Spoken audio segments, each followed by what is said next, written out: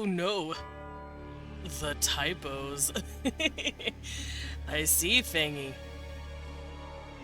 Ah, my music's a bit loud. There we go. Hello, everybody! Did I spook you? Also, Ryza, grabs on first. And hello, Fangy, and Mebby, and Gil, and Usagi! Ah, Mebby. Thank you for the 100 betties. There we go. And Fangy, thank you for the 1 betty. You guys are cute. What? It's not loading for me on my chat. It just says cheer 1. Like, it's working. I can see you did it. But, like... my images are broken. But, oh, whoa! Oh, there they go. Thank you, Medic, for the 145 betties, you sweetie pie. No, I saw them. It's just the picture of the cheer gif, the cheer, like, format. Thank you for the pity. But, like, the images broke. It was weird. But welcome in, everybody. How you guys doing? We're starting off with a fucking banger. We're listening to Castlevania. Medic is cute. I agree. Medic is cute. Yeah, however many biddies you donate, Medic, that's how cute you are.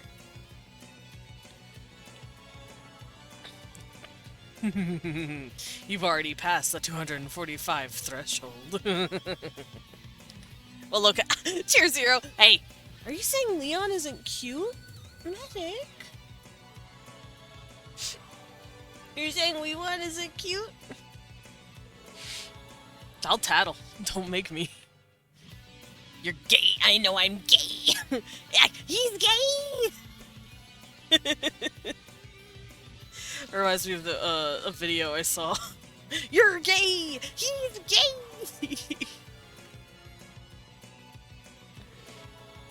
Silly. Alright, but yeah. It's Worldbuilding Wednesday, guys. It is Wednesday, my dudes. You know what's coming. Hi, Zen! How you doing? Welcome in. This is the first time you've gotten to see one of these. But we're doing a world building stream. I do it every Wednesday. It's in my intro. I'm a battler, do art as well as world build on Wednesdays. Chicken butt users are cute AF. Agreed. If you say chicken butt in the chat, you're cute. No, I said World Dusty Wednesday. Tarochi came up with that. If you spam the Dan Lies emote, you're cute. Medic, thank you for the 50. But I'm counting those extra zeros, you're cute. Wrong. Right. My stream, my rules, Dan. Would normally have about 45 minutes to an hour before I get home, but I'm sick. Oh no, Fangy, I'm sorry. I'll be feeling okay. Fine, I leave. Not leaving! You're not allowed. Where? Where? You just used it once. Yeah, that once is all you need. But enough of bullying Dan. We're gonna continue on our book. And then we're almost done with the book, by the way. Yeah, saying Dan isn't cute is like saying bunnies aren't cute. It's just not true. Oh, I thought my cat came up and crooned at me. I was looking for him. But yeah, we're gonna finish up the book that we've been reading, the Essential World Building book. Let me go pull it off my shelf. And by shelf, I mean my folder here. There we go. What was the name of the book again? Essential World Building. And last time we went through, we cleared out... Actually, I'm gonna have to look at the notes that I took, so I'll remember. I think we were doing values. Values and ethics. And then we were getting to religions.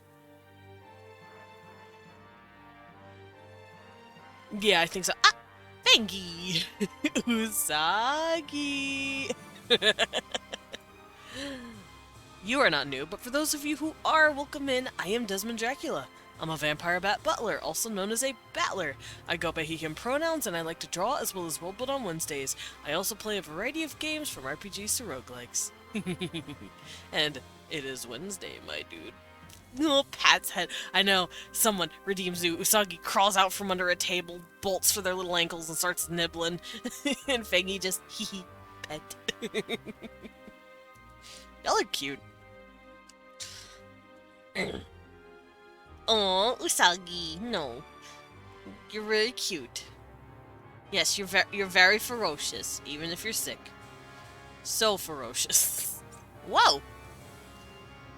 I hope what I heard wasn't suspicious. Hello, Shade. Welcome in. How you doing? No escaping the ankle biting. Alright, so we're gonna... I keep forgetting to fix that. I'm a travesty. I keep forgetting to fix my gallery. You guys need to throw away the streamer. He's stupid. No thoughts? Now we're looking at Foom. Of course! Have a good Foom, Reza. They're just trying to commit war crimes? Oh no, war crimes speed run. Yes, I believe that is, Gil. I believe that is what it's called. I see we're trying to commit war crimes. Alright, so hold on. I'm gonna go to my my fan art stuff and make sure I fix that immediately.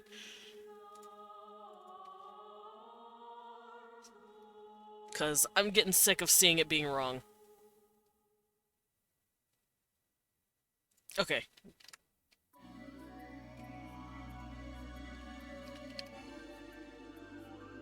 I've done it, so next time I boot up my stream, that should be fixed. All for the sake of a Klondike bar. Ah, yes. You know what? Klondike bars are fucking biz, so I don't blame you. So we're gonna hop on over here. Alright, my arm works. And we're gonna go through my notes.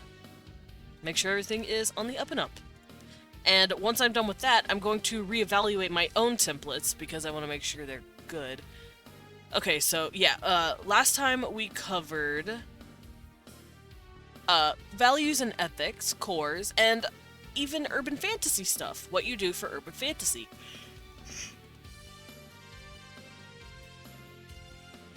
And I even gave examples of what I would do for each one, and what I have done, just to give you guys a... May I have some luck today? Oh, of course, I'm not the guy who gives luck. I actually took luck from Con the other day, but I wish you luck all the same.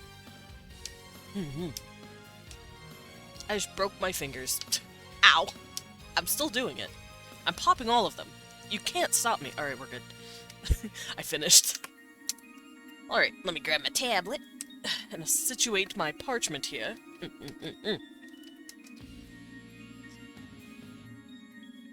So, last week, like I said, we covered values, ethics, and urban fantasy, and I gave examples of what I would do in those, not situations, but in those categories. The reason I ask is I have a date with a voice tonight. Hey, yo? Is he cute? Good luck on your date. I'm kind of nervous. It's okay. Just be yourself. Just hang out. And you'll be good. She's very cute. Oh, nice.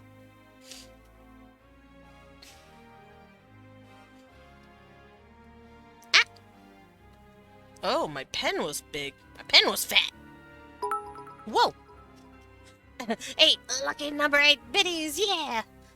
Lucky number 8 biddies. Ah, Gil! Gil said small.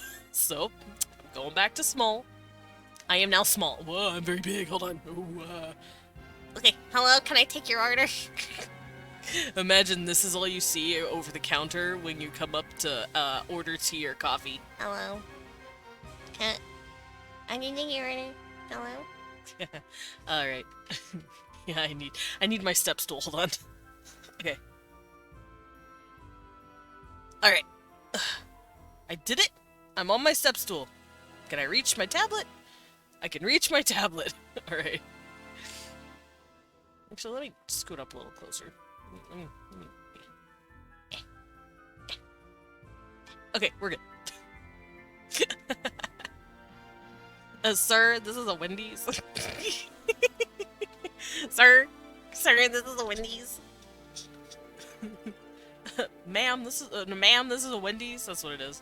Sir, this is a Walgreens. That was the other one. That was from Donkey, by the way. Donkey's funny as shit. You're so fucking dumb. What the fuck? What did I do? Eek!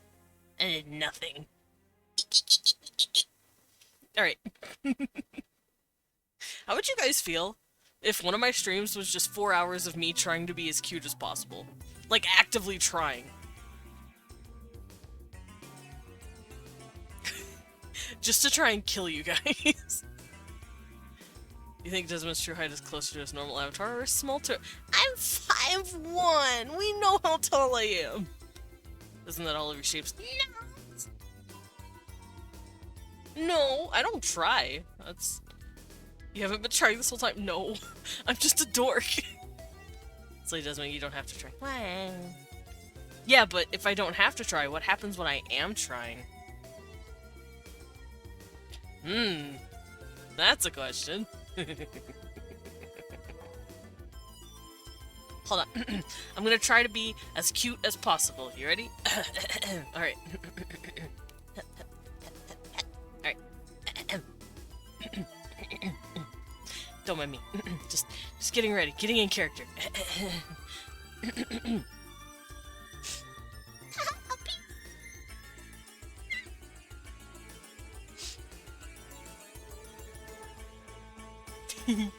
Alright, I tried. I tried to be cute. Oh god, I can't see again. Alright, we're good. I'm back on my stool.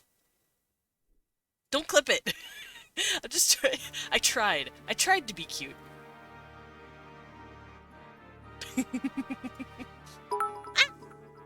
Worldbuilding Wednesdays! Yeah. I'm Blippi. Worldbuilding Wednesdays.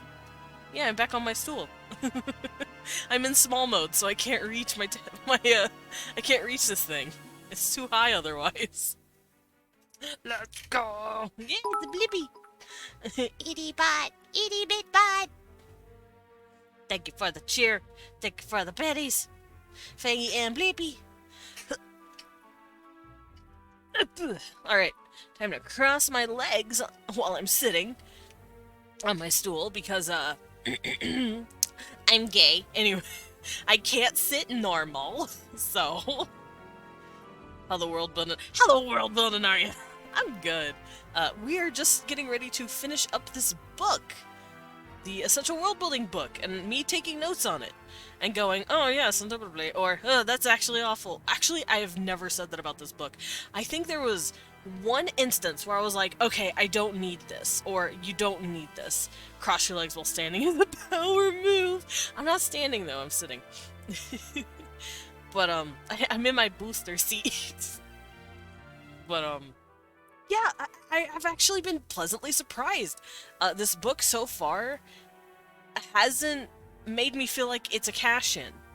Are you writing a book? No, but I've been told to, for some reason.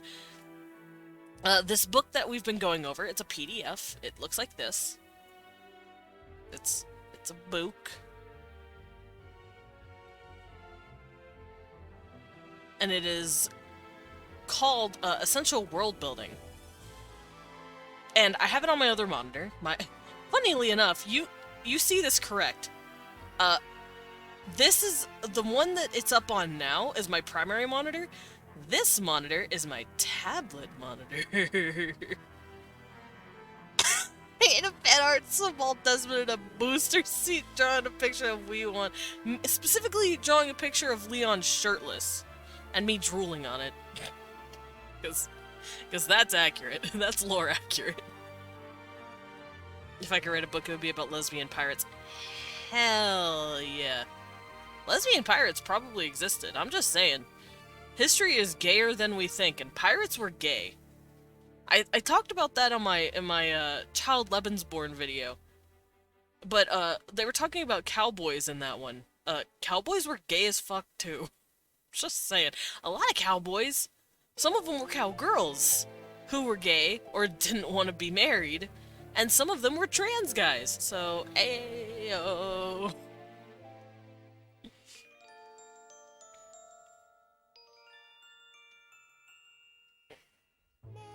My mouse. Okay, so I switched out my mouse pad because it was gross, and it had like a stain on it because I accidentally spilled orange juice on it earlier because I'm stupid. So I removed it so Wee1 could wash it, and now I have a new one. But this new one is so new, it's like got a tiny little bubble in the middle, and it won't flatten out. Like it's the tiniest bubble. It's not annoying or like. Uh, Suck it up. No, it's like this, just the tiniest little. It's not a bubble. It's like a tiny bubble, like wrinkle in the mouse pad. But it's so subtle. Only my fingertips, whenever I touch it, realize it's there, and it's fucking with me because it's not completely flat, but it's not like obvious either. So it's like. I'm weird.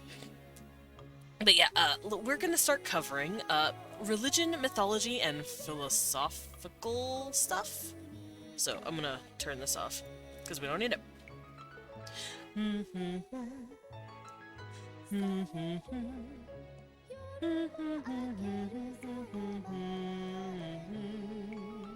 Alright, I think my brush was at 4.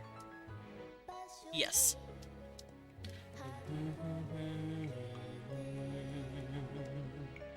Accidentally tapped out. What was Desmond's reaction? Oh, it was to sucking it out.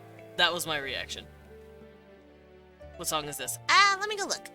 It is called Nocturne. It's from Castlevania Symphony of the Night. Nocturne. There you go. The wheezes for the suck. But yeah, Nocturne's a very pretty song. The whole Castlevania's music is pretty. This is why I recognize it. Yeah! You're going to be hearing a lot of Castlevania music today because I'm feeling rather fancy. Alright, so we're gonna cover religion now from the book. Religion. And this is the worksheet portion. We've already covered religion, myths, and philosophies. SMT Nocturne? No. I don't think so. It's just called Nocturne. Ow. But yeah, we've already covered religion, myth, and philosophy.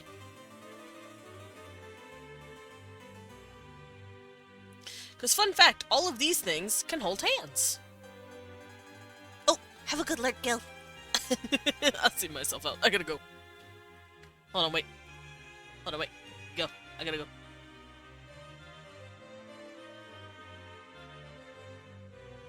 Alright, I'm back. Gotta get back in my stool. But yeah, usually you will find these 3 things kind of interlaced and holding each other's hands. Religion typically... Where's that one? Ah, where'd he go? Oh, here I am.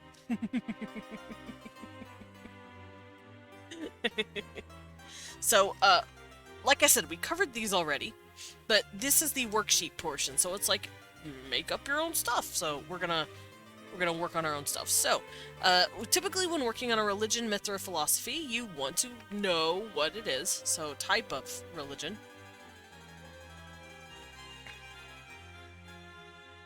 Type of religion, myth, philosophy. What is it exactly? And we've already gone over what their different types are. God, my handwriting is shit today. Like, for example, a religion, you can have a pantheon, which is where there's multiple gods. You can have a monotheistic religion, which is where there's only one god. You can have an animistic religion, where instead of gods, you have nebulous spirits that take over the... that basically live throughout the world. You know, the trees, the ground, the stones, the grass, the ink bottle that you have that you might have accidentally spilled, those all have some sort of spirit, and that's what animism is. So you can choose a religion. We've already covered them, though. They were a few weeks ago. Should I buy fishnets or a new shaving razor?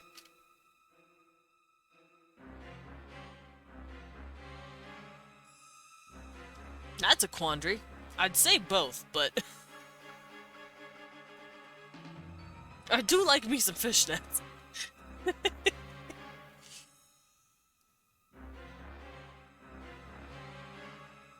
Yes, Fangy?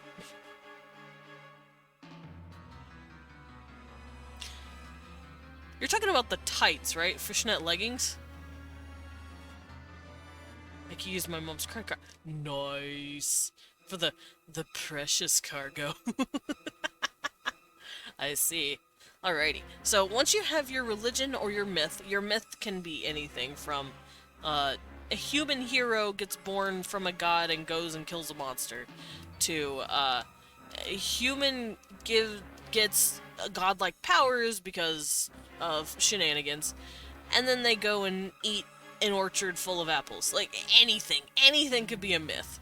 Look at any myth ever created on Earth, and you'll be like, oh yeah, that's a myth. It could be anything. As long as there's some sort of, not moral telling. Faggy is a myth. You are not a myth. You are right there. But, as long as the myth has some sort of explanation of nature, I guess, or it adds something to the narrative of the religion it's in, or to the big titty goth GF. To be fair, I'm big titty goth BF. I'm sure the GF version exists.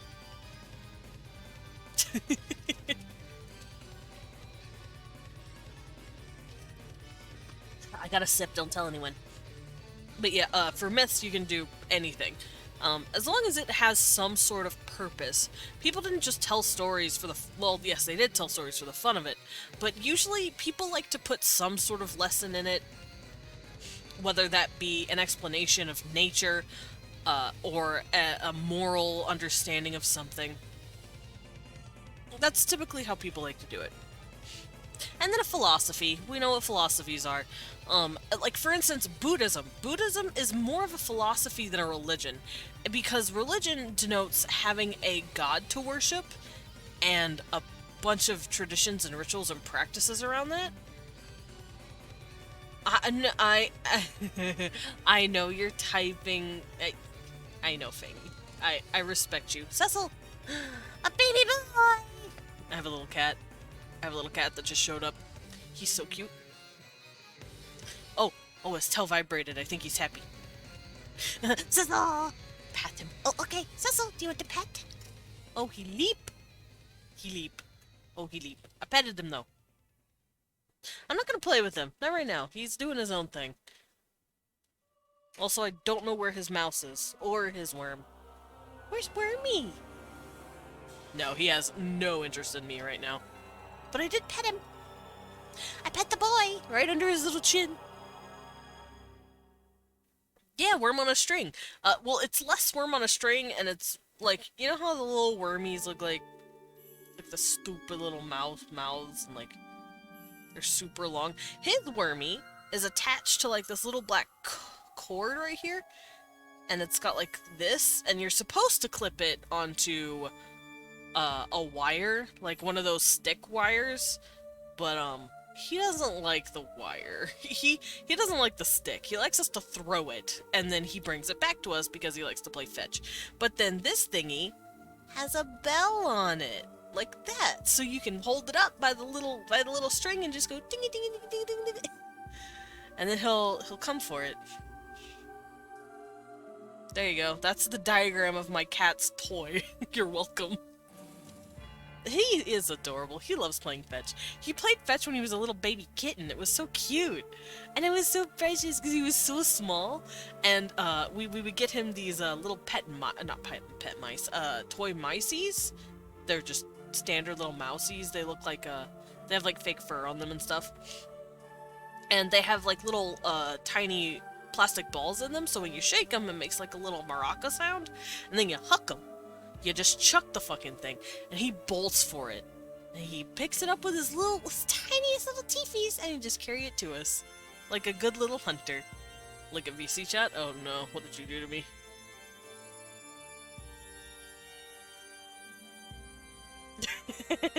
I forgot about the corn.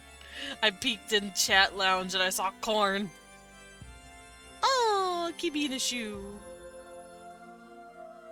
No, that's not Cecil, but it is a kiwi in a shoe.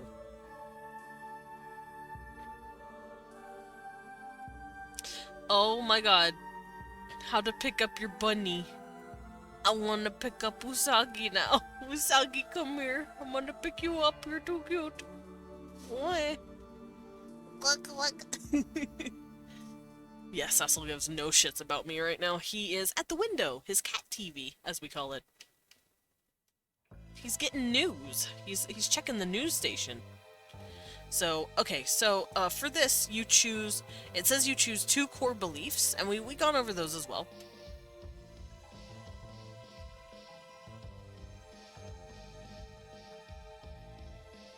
But to use Buddhism again, because I know it the most, you should cut out a cardboard thing to border the window to make it look like a TV. Oh, that'd be cute. Give Cecil actual TV. But, to use Buddhism as an example for 2 core beliefs of a philosophy, religion, myth, whatever. Buddhism, I would assume its 2 core beliefs, or I would argue its 2 core beliefs, would be they believe life is suffering. And that's the first belief, the core belief. Life is suffering and unavoidable. Suffering is unavoidable. But their second core belief is you can escape it and find peace and contentment in your life by following a step, an 8-step program. Basically. So those I would consider to be the 2 core beliefs of the Buddhists. So if you want to find your 2 core beliefs of the religion you're creating, boom. That sounds odd. A little bit, but that's what they believe. Because the whole story behind Buddhism is that the original Buddha, he was a prince who was sheltered his whole life. He didn't know what death was, he didn't know what sickness was, and he didn't know what old age was. And because his dad wanted to keep him unlocked into the palace. Because he got a prophecy that his son would renounce the throne. And he's like, well, shit. And of course, like every ancient prophecy, it's always a self-fulfilling one. Him keeping his son in the dark about all these things ended up making the son leave and abdicate anyway, because he found out later and went, Dad lied to me. But Buddha went through all these different trials, I guess, of Hinduism, because Buddhism is a Hindu-related religion. It doesn't discuss a god, and Buddha himself is not a god. He is a teacher. He's a person. So, like I said, I consider it more of a philosophy than a religion, but it's nebulous.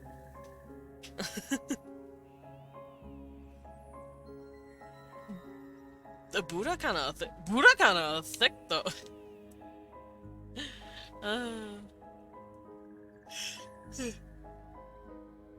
But yeah, ultimately he learned that overindulgence is bad and underindulgence is bad. You have to strike a balance, and you will suffer in the world.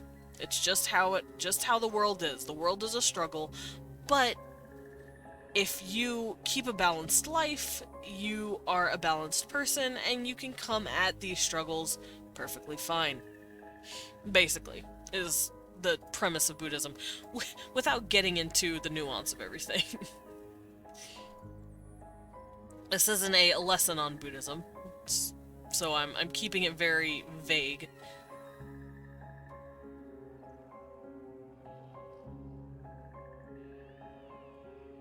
Alrighty.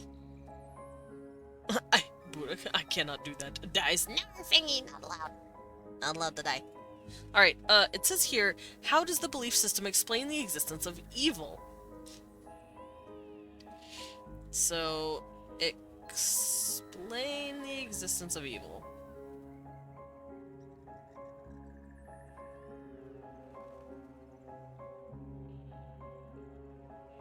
There we go. I can't really think of anything for Buddhism because I don't know how they would dies into yes, thank you. I'm not sure how exactly. Well, other than the world is suffering, there isn't really a concept of evil in Buddhism, not like that at least. But there is something like that in Zoroastrianism. Zoroastrianism believes in two gods, one named Ahura Mazda, and we talked about these guys when we were discussing religious types. And then there's another guy called Angra Mainyu, who's an absolute dick. Ahura Mazda is the good guy. He's the guy of everything good, happy, loving, sweet, all things good. And then Angra Mainyu is the bad.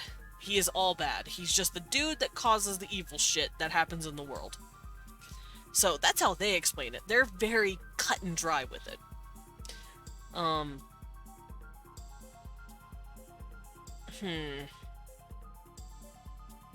I cause mischief in the world. Mischief and evil are two different things, Fangy. You are not evil. Impish and mischievous is okay. Evil, not so much. But yeah, it can be cut and dry, or evil could just not be a part of it. You should let me in, VC. Nar. Because you impish.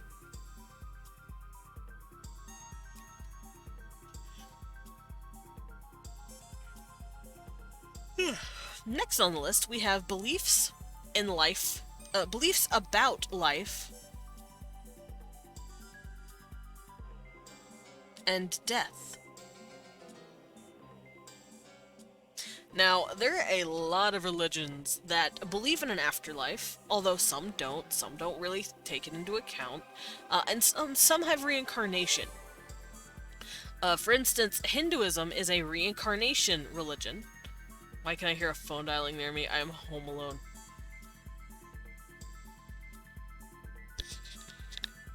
Are you, though?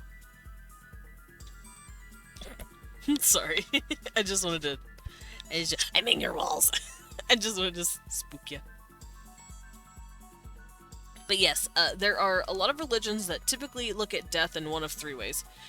Insert random sussy remark about Desmond here. Hey! How are you? Hi. I'll fight you, Pinguina. But welcome in. How you doing?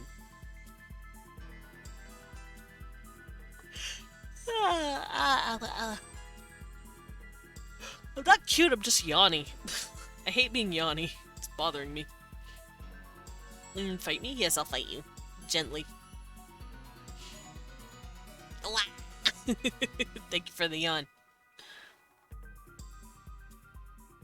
But yes, what is the beliefs of life and death? Life, that can cover the widest range of everything. They can have beliefs about life being in service for the gods, or like I said for Buddha, their belief about life is that life is suffering, but if you live a balanced life, then you're good.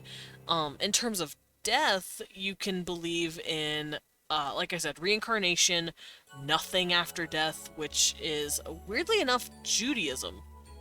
Judaism doesn't really have a concept of the afterlife. Not ancient Judaism, at least. I can't speak for modern Judaism, because I'm not as versed in it, but ancient Judaism, like biblical Judaism, back then, they just believed in something called the Sheol, which just means grave. You weren't really anywhere. You were just kind of there. Your body was there. And then when their god supposedly comes back, he's going to resurrect all of the faithful, and they live in a paradise on Earth. They didn't have a concept of the afterlife. Whether or not they do now is a whole other thing. But that's because they were introduced to Grecian spiritual ideals. The idea of a soul, the idea of an afterlife, and the soul going somewhere after death. That's where that came from. Life is about an instant gratification monkey in my brain telling me to procrastinate.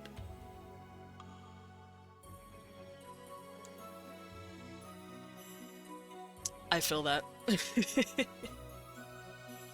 But yeah, you do not need an afterlife to have a god. You can have reincarnation, you can have nothing, Or you can have multiple areas you could go. You can have one place or many. Like I said, I know some just have one place you go to when you die. Others have like 2 or 3 places you can go when you die. In the Norse religion, you could end up in Valhalla because you're a psychopath killer. And Odin needs you for the coming war. You could go to Folkvanger because you're actually chill. And you just hung out with Freya all day. Or you could go to Hell because you were an asshole. Never do today what you can do tomorrow. Me, probably. Yeah. Never do today what, I'll finish it later. That is the true procrastinator. That's the true philosophy of the procrastinator. Folkvanger is a weapon in Fire Emblem Heroes. Nice! Folkvanger is also a place where you go whenever you die and you want to vibe with the gods. Never do today. Me. Alright, so the next thing is, does the religion or myth believe in any deities? Cosmic forces, spirits, or higher powers. Describe any supernatural beings they believe in. Alright, so supernatural beings. I'll just put God, spirits they believe in.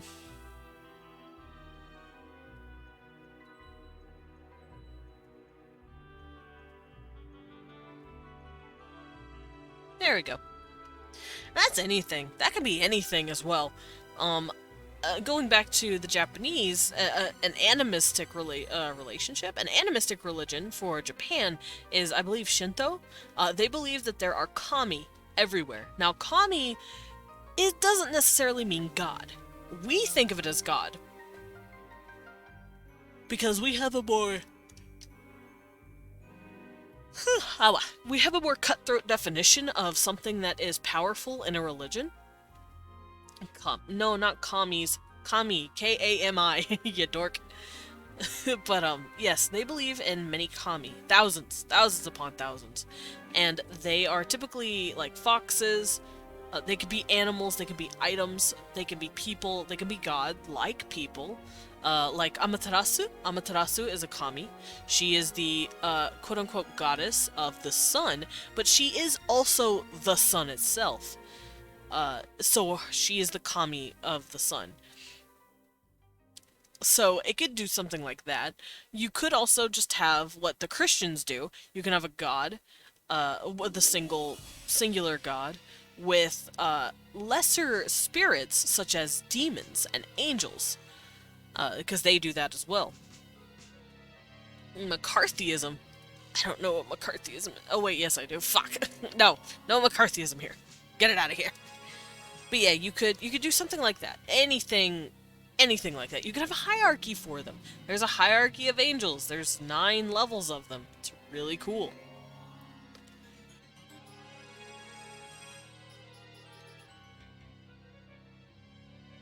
Alright. What does the average person think about the gods, spirits, cosmic force, etc.? So, what do people think of them? That's not a D.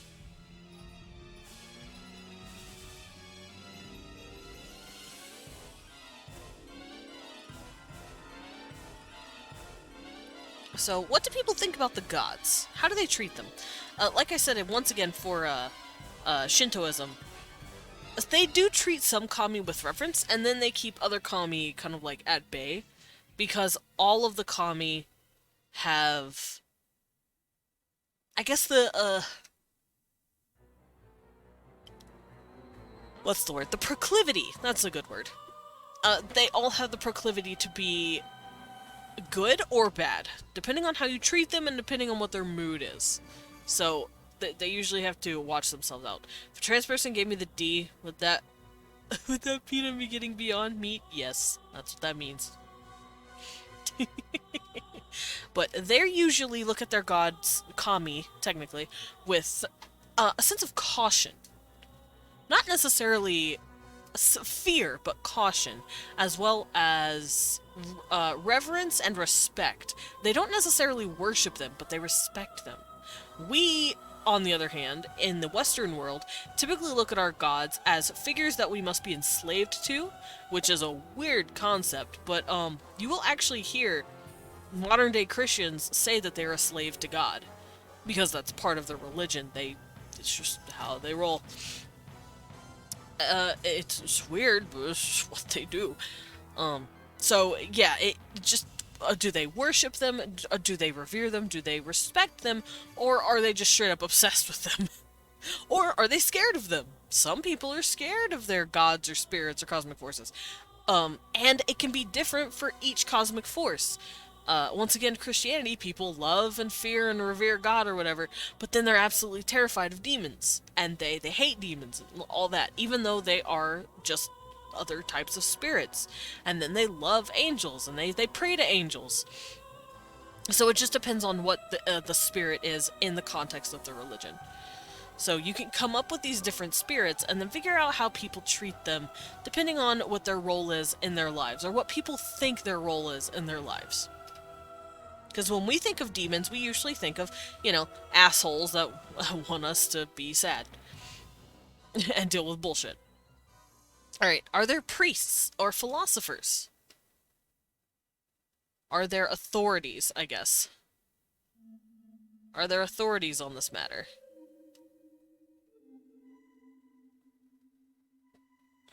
Priests or philosophers?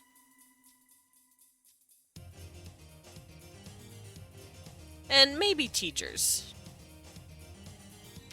As a Christian, can confirm that we're not typically slaves. Slaves get told what to do, and I have no direction in my life! Damn.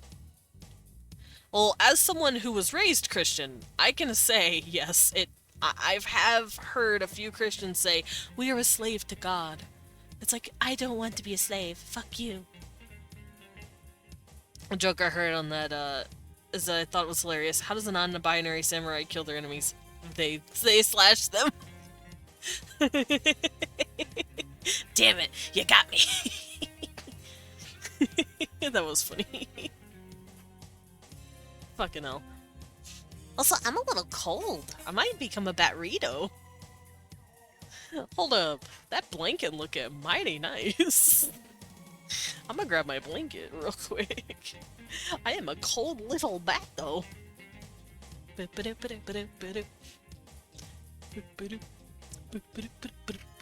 Ah, blanket. Alrighty. My feetsies are now warm. Well, it's not... Well, yeah, of course. But some people do take it a lot more seriously than thinking of it as a statement of humility.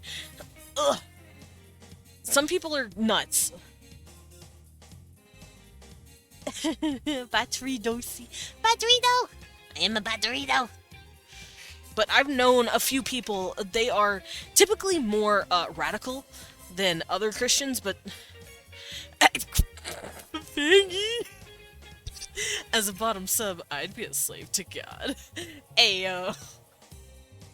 Ayo. I swear to God, Christians are the kinkiest motherfuckers out there.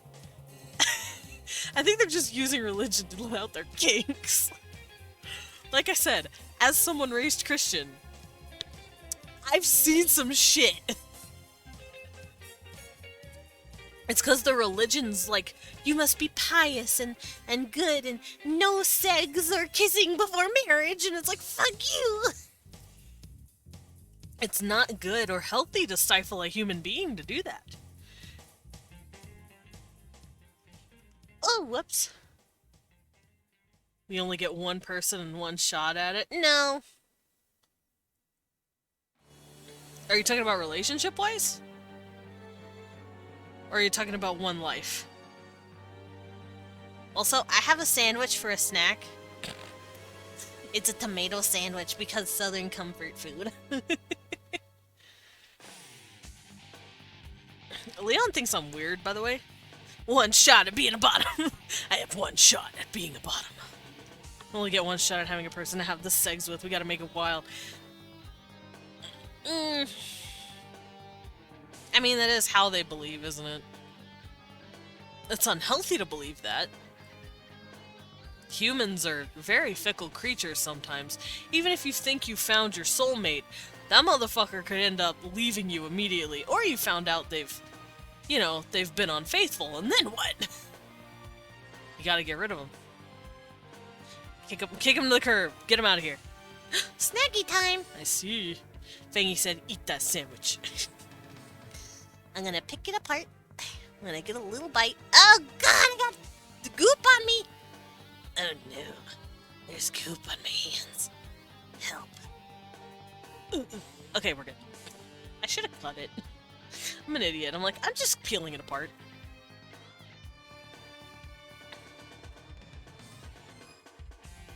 Also, I don't understand self-discipline about not banging people. I just don't have the desire to bang other people if I'm with someone. I don't have self-discipline. I just don't fucking want to. Because I'm satisfied with where I am.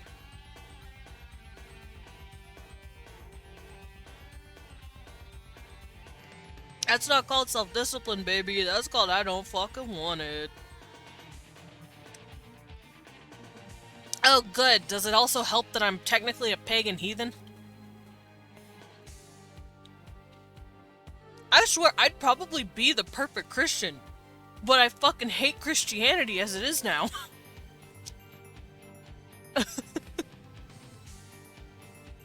Because I don't drink. I hate drinking.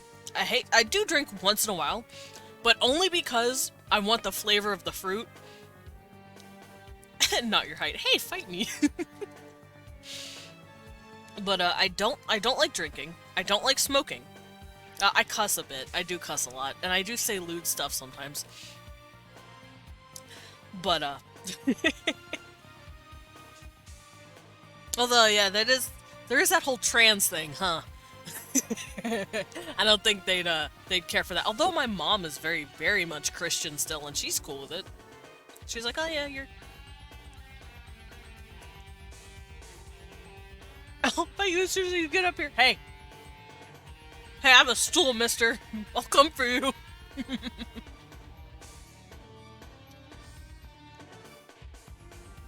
Yeah, I'd probably confuse the fuck out of a missionary who comes to my door.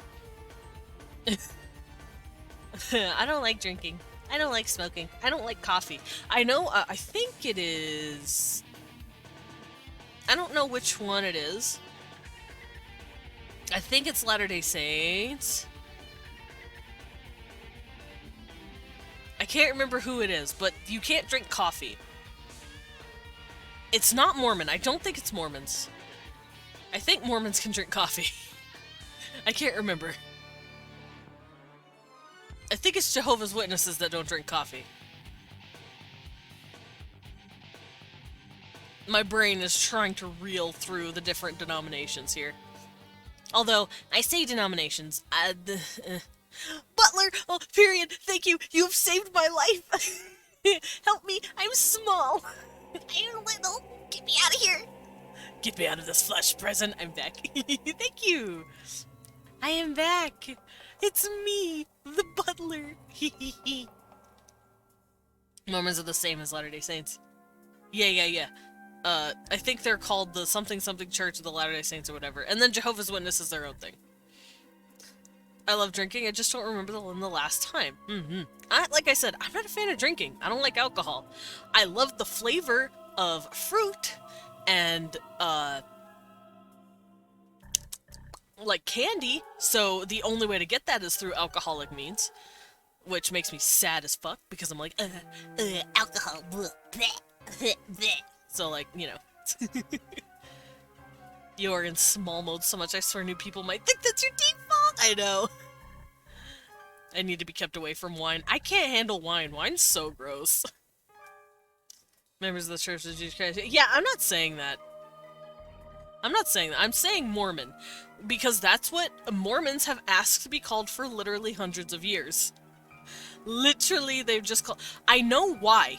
Okay, I now understand why the word or the term Mormon is starting to be pulled away. It's because people are using the term Mormon, the secular people are using that term to basically hate on the religion.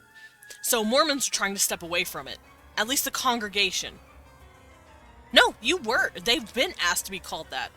It was literally founded. This is coming from someone who knows an ex-Mormon who talked to me about this.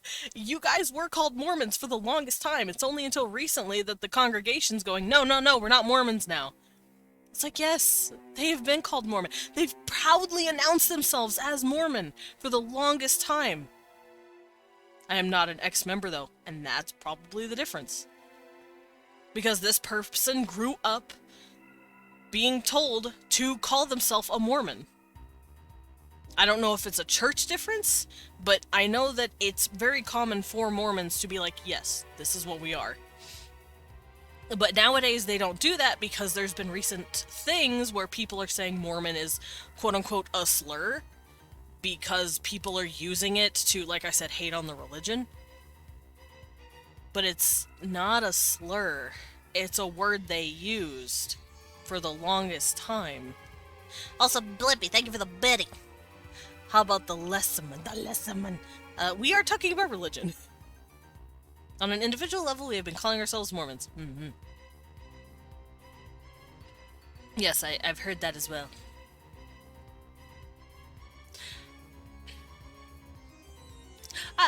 Oh, I've also been taught how to not get door knockers anymore. Apparently, all I need is a plate. I found a plate that says something... Oh, fuck, what's the word? I think the word is apostate. If you use the word apostate, people won't come knock on your door. If you say, I'm an apostate, they'll fuck off. They won't... No one will mess with you. Anyone. Like, any denomination won't mess with you. Which, I don't mind when they knock on the door. I like talking to them. It's really cool. If you tell missionaries that you're an apostate, they'll let you be, usually. Mm-hmm. Yeah, like I said, my homie, one of my friends, literally said, yeah, I have to say that so they'll leave me alone. Because I think the church for them was traumatizing, but I'm not going to get into that for the sake of their stuff. Didn't know we worship Jesus and our religion's supposed to invoke his name. Oh no, plenty of people know you worship Jesus. In fact, okay, so full disclosure, I was raised Baptist. I was raised Southern Baptist in the Christian denomination. There is no confusion. People know the Mormons worship Jesus. People know the Latter-day Saints worship Jesus, and they know the Jehovah's Witness worships Jesus. It's just a different denomination that was founded by people in America. It wasn't founded in Europe. Well, okay, it wasn't founded in Europe like Catholicism and Lutheranism. Lutheranism? Lutheran? I don't know how to say it. But, then I started talking to people and they were shocked they were Christian. Really? Well, that's probably just people not knowing. We knew. The people I knew, we knew. Okay, so most Christians think Latter-day Saints and Jehovah's Witnesses are their own separate type of Christianity. They don't consider them a denomination. They consider them completely separate. Like, a Baptist will consider a Catholic... Well, okay, maybe not a Catholic. For some reason, there's a lot of tension between the Puritan denominations and the Catholic denominations. But, the Puritan denominations, like Methodist, Baptist, Pentecostal, I think it's Pentecostal, and then the one where the ladies aren't allowed to not wear skirts and keep their hair long. Is that Pentecostal, or am I dumb? I don't remember. Anyway, there's different denominations. They all consider themselves different flavors of Christian.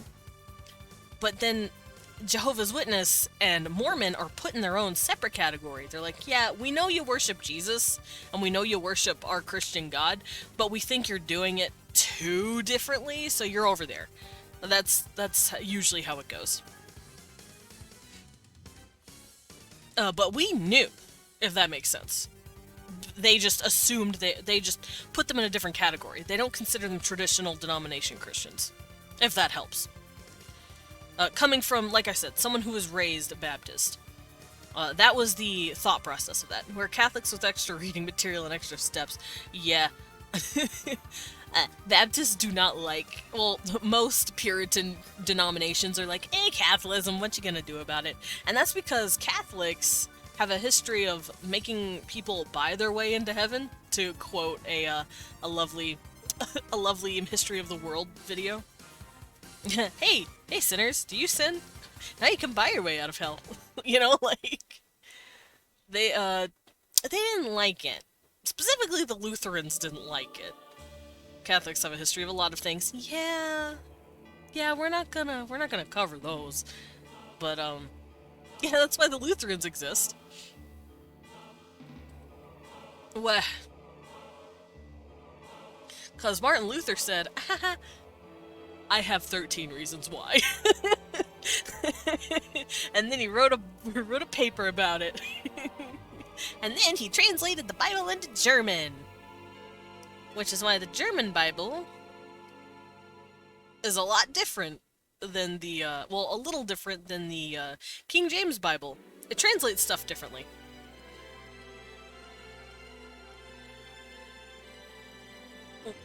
Alright, so, enough of that. Are there authorities, priests, philosophers, or teachers for this belief system that you're setting up? How do you become one? Oh, that's a good question. How do you become one?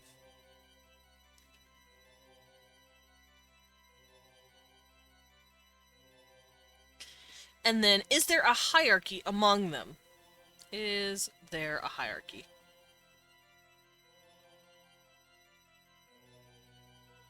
There we go. Going back to Christianity, there is a very long process in order to become a priest or a preacher. A mogus. Usually you can go to college. Not the typical college, though. You can go to... you can major in biblical studies. You can major in certain subjects, and then you can go become a preacher. I don't think it's necessary, but it's very well looked on. And then... for Catholicism specifically, you have to do a lot of other different shit, but you can go up the ladder, the corporate ladder, as it were. You can be all the way up to Pope. Pope is the highest, I believe, and I think Preacher is just the lowest. Preacher is someone who covers a local church. It's his church, it's his spot, and yes, I say he because they don't allow women to be preachers for some reason. Well, actually, I know the reason. It's called the patriarchy, but... and then there's a hierarchy to it. There is the bishop, the archbishop, deans, I believe. There's the whole list in line. So you can have a hierarchy. In the LDS church, if you are a male, then you become a priest by aging. I'm already a step above priest in my religion. You're like, I'm already old enough. Get me in. Let me in, coach.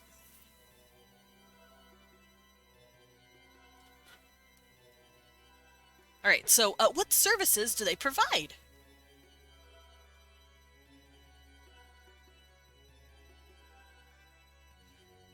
What services do they provide? Alright, I'm gonna push away from Christianity for a bit, and we're gonna go Eastern.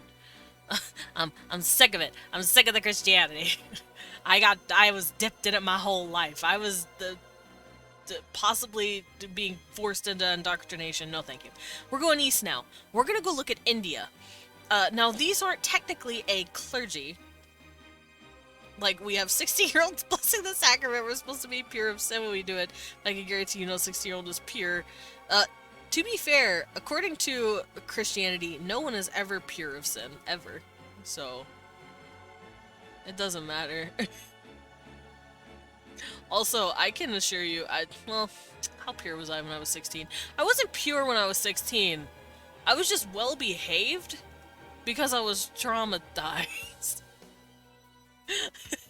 That sounds awful, but it's true.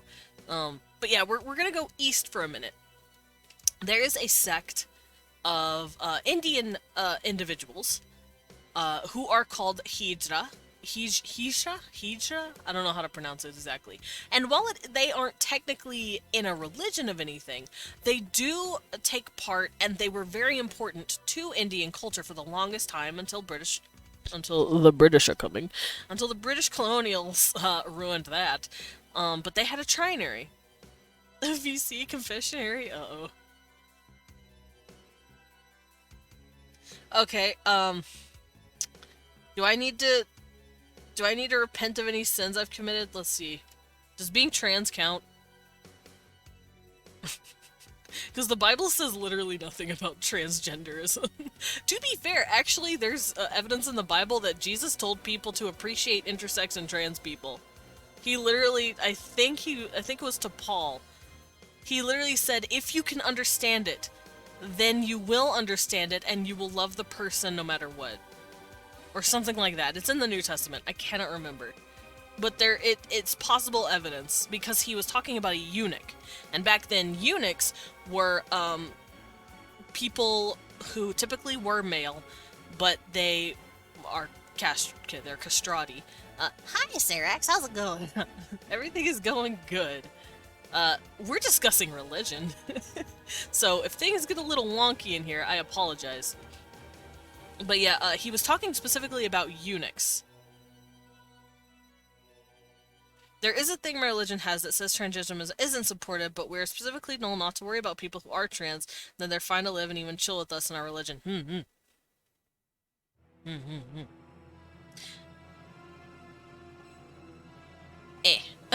Like I said, I have seen biblical evidence that Jesus didn't give a shit, but there are still denominations that, and there are more radicals that are very, very upset about it. Even though it has nothing to do with them. Me being a guy has nothing to do with Stacy's, forgive me for whoever's in here named Stacy, but, you know, Stacy's, Christian family. Like, I have nothing to do with that. I'm just here living my life and being a dork and world building. Stacy's dad has got me down bad.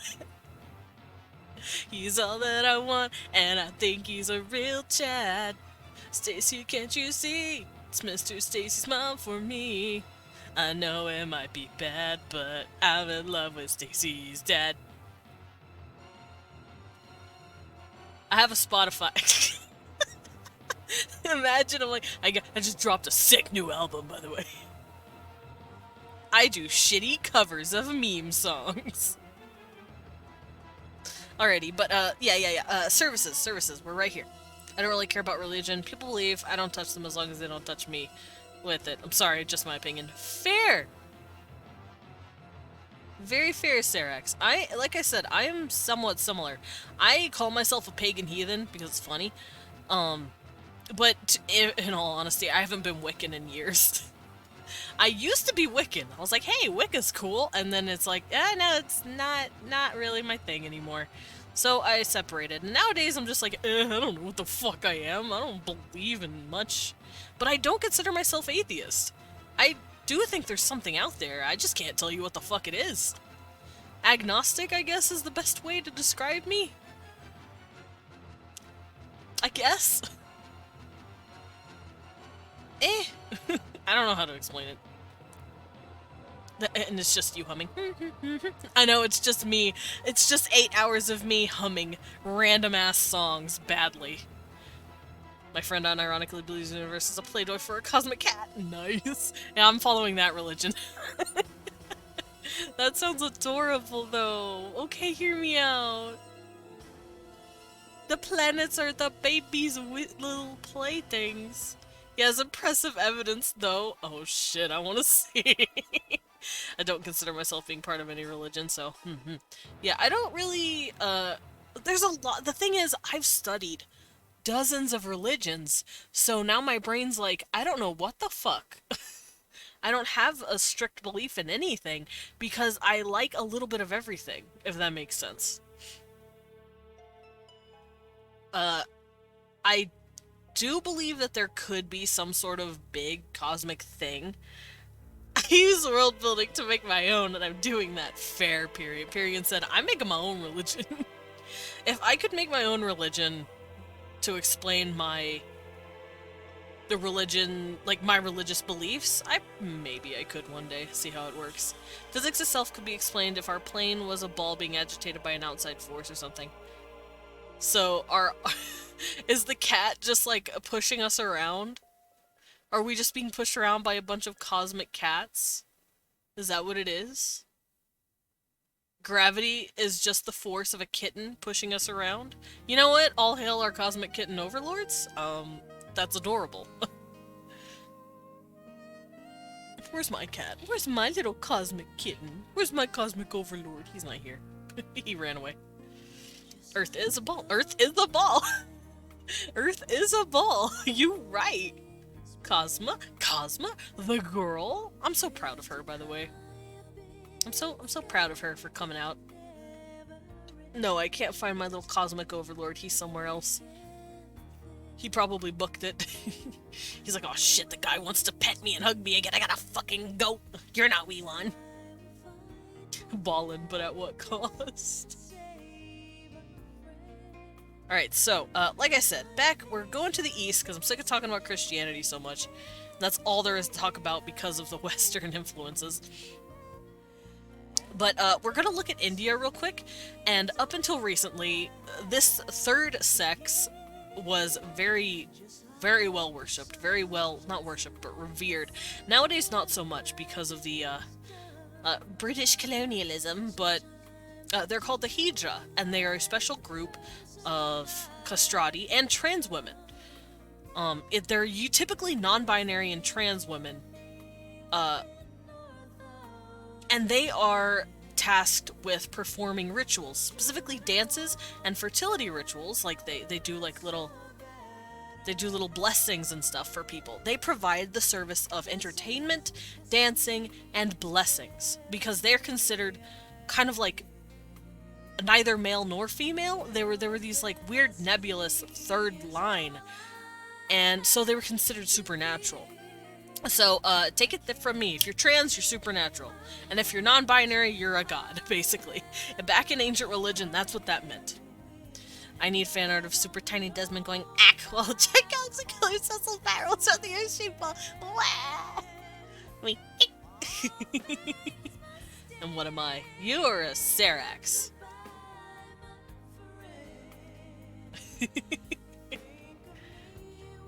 But yeah, that's the services they provide. Now, that's not the only thing churches used to provide. So hear me out. I'm a Fangi. Yes, you are a Fangi. Hear me out. In ancient Mesopotamia, they had something called prostitution. Holy prostitution. In ancient Mesopotamia, the church had prostitutes on standby, ready to service you, male and female. Yeah, because it was holy, it was sacrosanct. They were like, yeah, you can pump and dump it here, sir, and you can go on about your day. It was like, hello. Don't holy at me. Can I be a slut and go to heaven? Yeah, exactly. They wanted to be sluts and then go to heaven. That's exactly what happened. Definitely not Fangy. No, don't hurt Fangy. But yeah, they used to do that. And like I said, third gender / intersex / trans people have been in the church for thousands of years, adding to this nebulous godlike supernatural power. So they would always provide, like I said, sexy times, but they can also provide healing. They can provide the counseling, like if you need help spiritually. Yeah, we're secretly the source of God's power. It's us. We will trans your gender.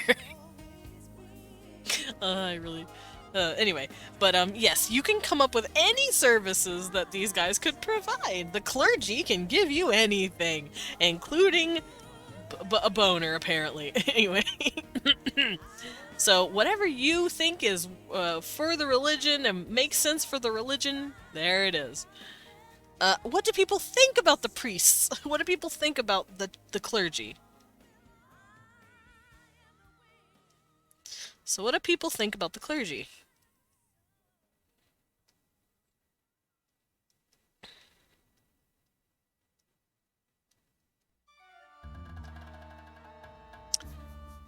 Well, clearly, if your clergy is giving you free hookers and blow, then you're gonna probably think really coolly of them.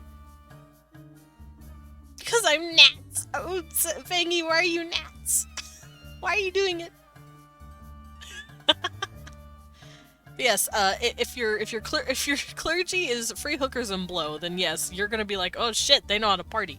However, if they are a lot more stringent or strict or very no, you are all sinners and I am God's mouthpiece, then you're probably gonna be a little more fearful and reverable. If your priests and philosophers maybe have a paladin on their side or a royal holy enforcer that knocks down your door to be like, hey, no one expects the Spanish Inquisition, then you're going to be batshit terrified. And you're going to be very, very careful. So it just depends. Just depends on how they act and what it does to the population. I'd like to be God's mouthpiece. Bangy. Bangy, you're a very horny Mormon.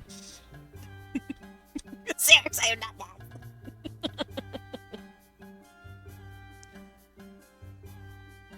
that. Hey, Fangy, guess what? Guess what, Fangy? Mwah. There you go. Literally a Monster Girl campaign. You're like, yes, please.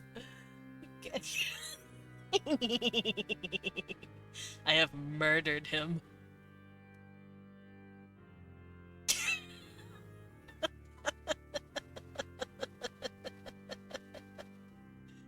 You okay there, buddy?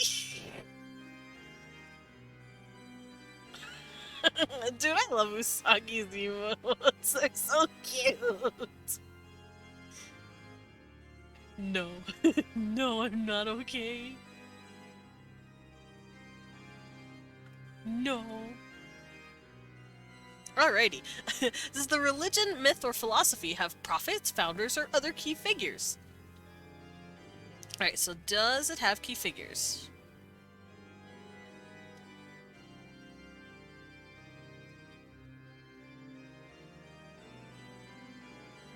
So, once again, going back to Buddhism, Buddhism is more of like a philosophy, and I would say its key figure is Buddha himself. He's the one who comes up with it and founds it, so he is clearly the key figure, and there's a reason why. He's the founder as well. Yeah, I'm a Monster Girl campaign right now, while I'm literally getting my brains banged out. I still won't say the F word in VC. Well, we all have our priorities, Fangy.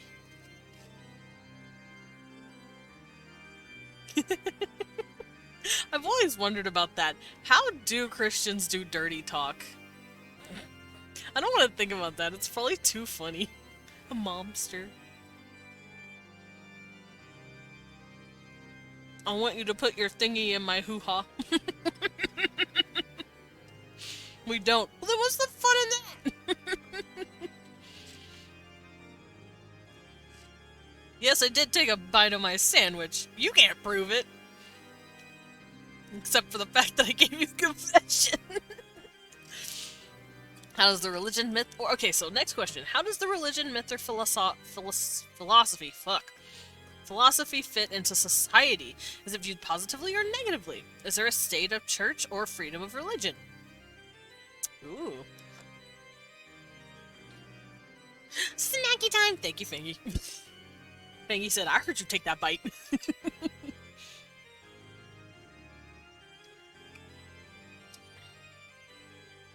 Soggy bunnies do all the dirty talk. Dirty talk's fun. I'm just gonna say it. Dirty talk's fun.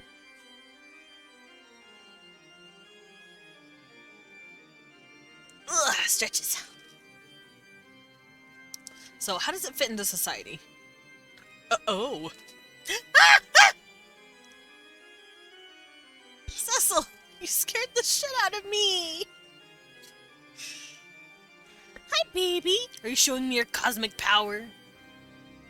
Cute boy, cute boy. Hi. Cecil is here, and I have pet him.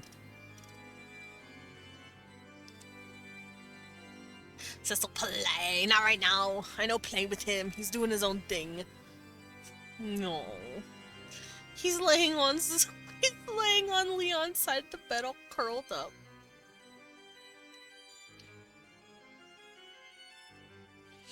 Okay. So, how does it fit into society? How does it fit into society?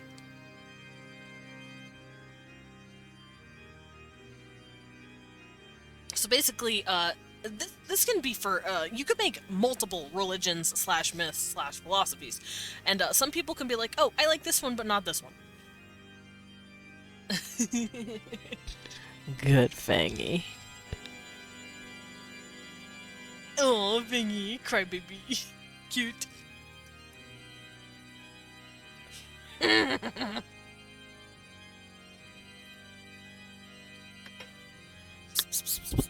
guess what? Bottoms. All of you are bottoms. All of you are fucking bottoms. Except for Sarax. Sarax is literally the only one I've learned, and Lindo. The rest of you, bottoms.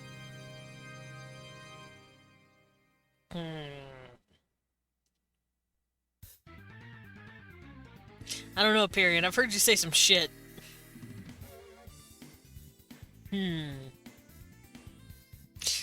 Anyway.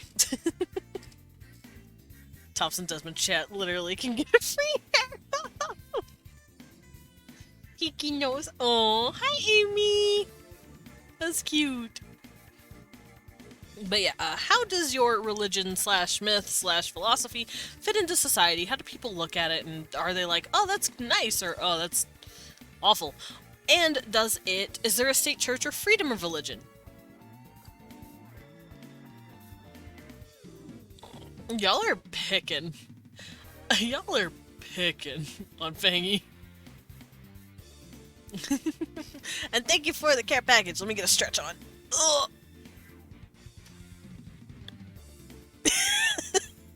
All of them have picky nose potential. Where? Oh, that was my shoulder and that felt awesome. Alright, let me get a sip.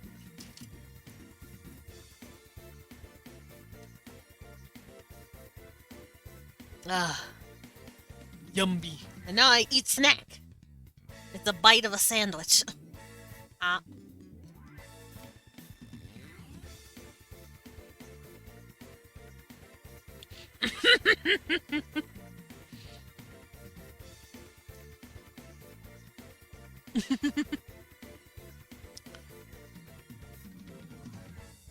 I did it. Mouthful of bread.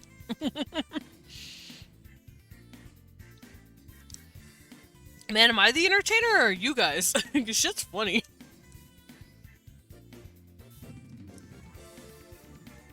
Alrighty, so how is the religion, myth, or philosophy expressed culturally?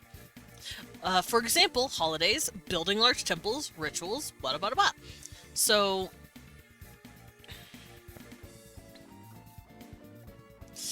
I don't want to use Christianity again because that's boring.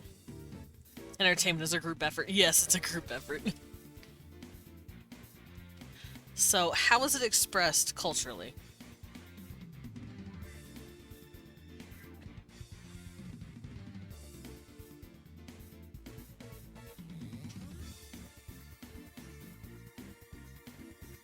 And, like I said, I would use Christianity again, because it's the easiest, because everyone knows it. Oh, a Fangy! I see. I put the Fangy. Come here, Fangy. I grab you.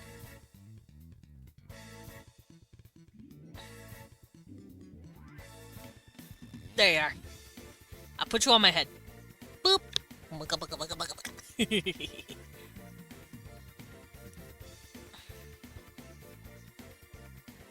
Oh yeah, my props are outdated. I should probably update those.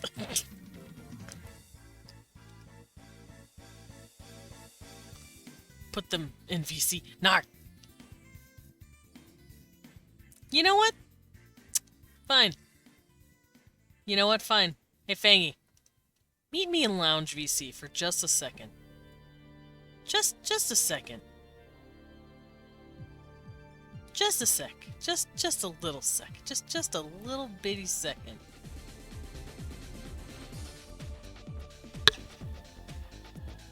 Mwah.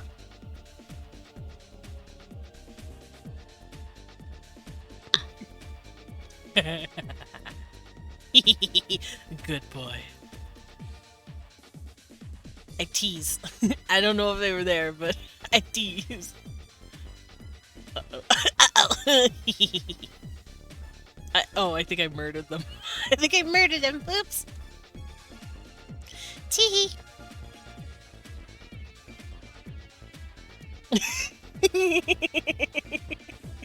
What? Hey, you wanted VC. This is what you get.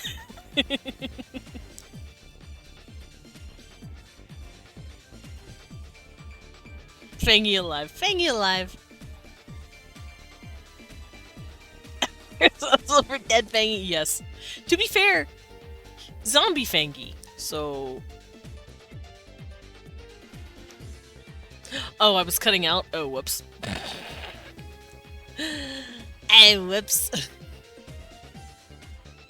I didn't even know I was cutting out. I heard Discord hates me. Well, that's rude. I just heard boy. Oh. Good boy. There you go. That's for you. Alright, enough teasing. But yes, culturally, like I said, I would use Christianity, but it's... To be fair, most of the holidays that Christianity has is kind of taken from other religions. Like, Christmas is literally just Saturnalia from the ancient Romans. And they did this because they tried to make their stuff more appealing for different religions, which I guess.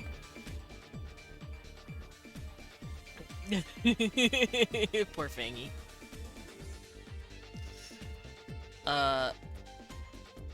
Yeah, I can't... Judaism. Judaism's a pretty good example, though. All of their religions' holidays have to do with events in the religion. High-pitched sick... Whoa! No, I didn't. Oh, no. I didn't get to hear those. I think Discord was cutting out for both of us. Whoa. That would have been adorable. Oh, Fangy. It's okay, buddy. But yeah, you can look at your religion and look at different holidays.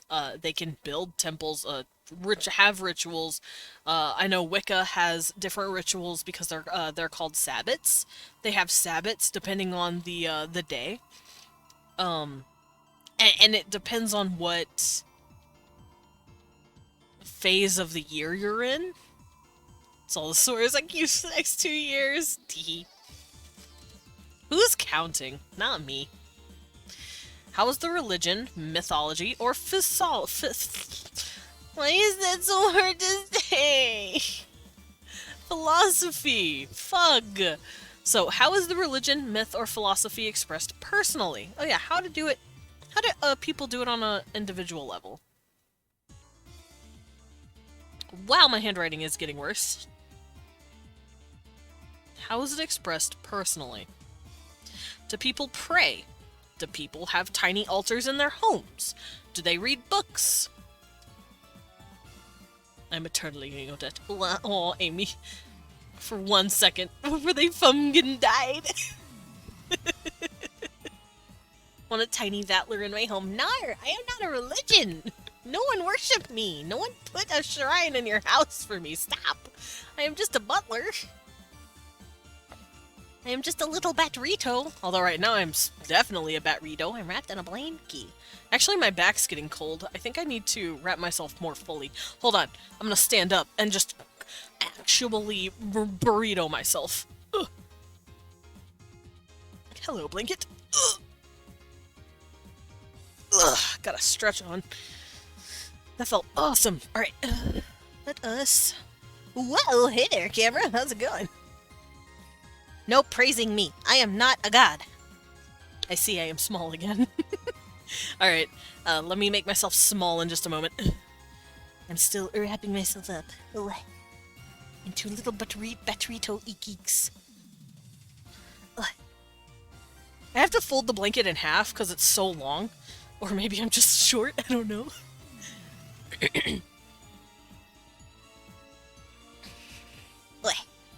Okay. I am back. I am in a blanket. I am all bundled. I'm in a blanket and now I'm a Wonder Woman.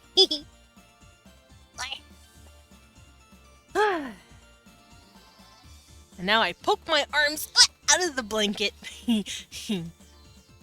I'm warm. Alright. Where's my pen? Here it is. Ugh. I wonder if there's blanket assets I can put on my model. So I could just be all bundled. A little Batrito. Alright, but yeah, how do you do it personally? Did you do the thing where you lay your blanket down and then you roll? No, I folded it up while I was standing, and then I wrapped it around myself, and then I plopped myself into my chair. That's what I did. Alright, time to make myself small. I am small. Eat me. A small bat. Eek. And you know what? I'm gonna be nice. I'm gonna put Fangy back, because I only had one problem.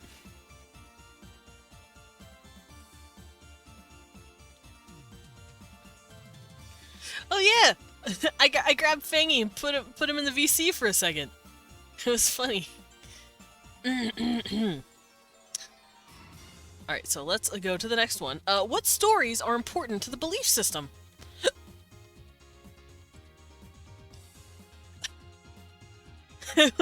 Hanging up. Oh! I thought you... Oh, okay. I didn't realize. You wanted a gun instead? You want gun?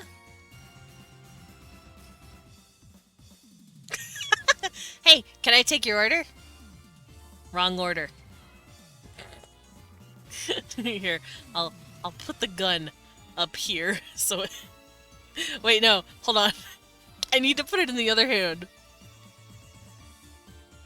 I need this hand.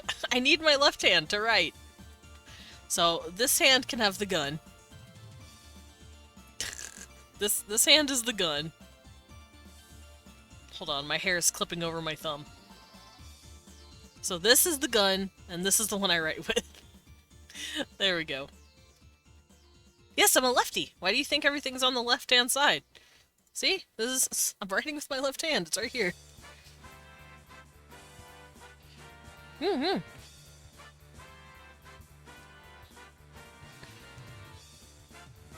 When people order something that's extreme, that takes 15 minutes to make, and you close in 10 minutes.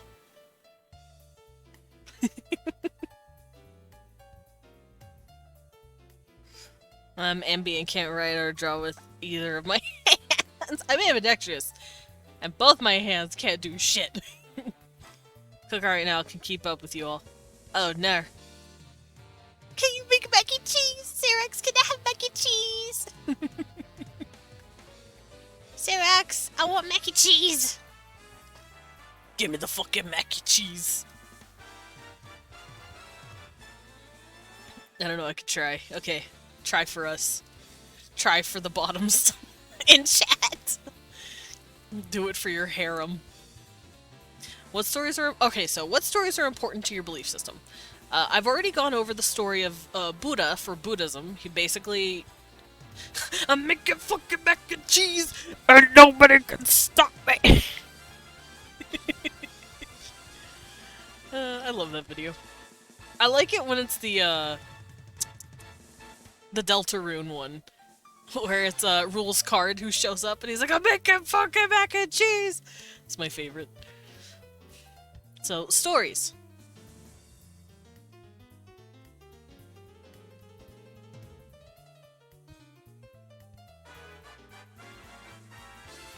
Stories that are important to your belief system.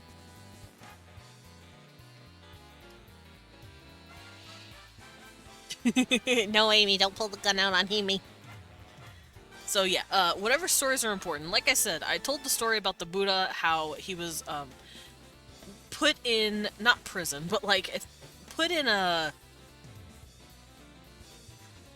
He was basically isolated in children his whole life. And this caused him to get really discouraged when he actually learned about sickness, age, and death. Because he's like, oh shit, there's no point to anything if I'm just gonna end up dead. because he was very late in his life when he learned about it. And he went on this whole moral journey about what it is to actually live. I gotta go by. Okay, Fangy, look up, bye. Yeah, it's just pasta and cheese. Literally just pasta and cheese. The creamy cheese, though. The milky cheese, specifically. Also, don't mind me. I'm grabbing a bite of sandwich. It's still goopy! Help! I'm still being gooped. Ow.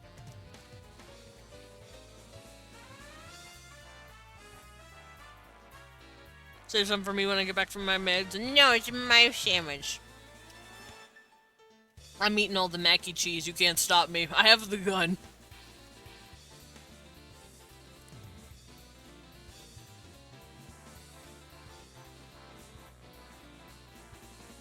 Alrighty. And we did it! We finished the religion! Yay! So now we can move on to the next one. It says here, creating history. Oh, fuck. History's my worst subject when it comes to world building. Alright. It says here. Here, let's write it down. History! Yay! I joke. History's pretty dope. But I'm just bad at coming up with history. Yeah, I'm bad at it. So, it says here, history is written by the victors. Describe a historical event from the point of view of the people who benefited from it. So, historical event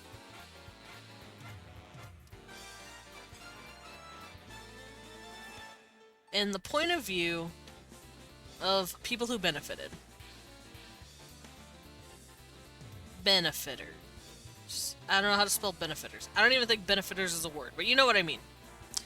So basically, how do the winners write the history? They're like, oh yeah, we totally won against the angry savages that we were just exploring their land of. And then we were all friends, and then we all ate a nice big feast together, and yes, I'm talking about Thanksgiving. Anyway, you know, from the Puritan standpoint, it's like, oh yeah, we were so good, we just hung out, and we got taught all the cool stuff. Oop.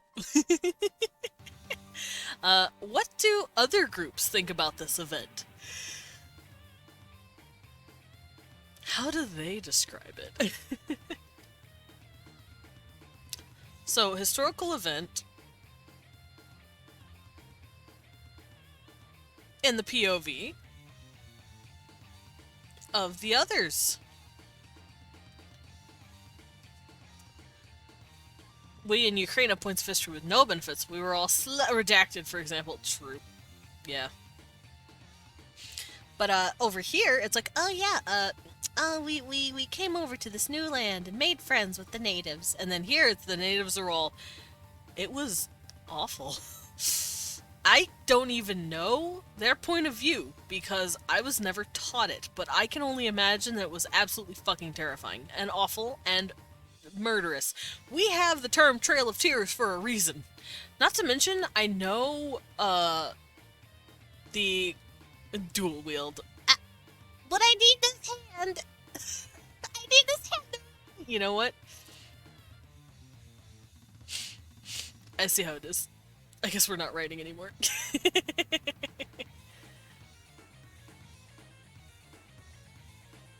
I'm dual wielding. Joke's on you, I have a third hand!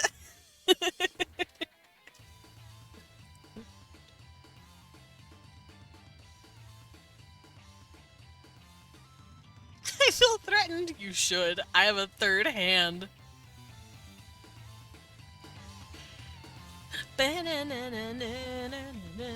Sorry, Bloody Tears came on and that's my fucking jam.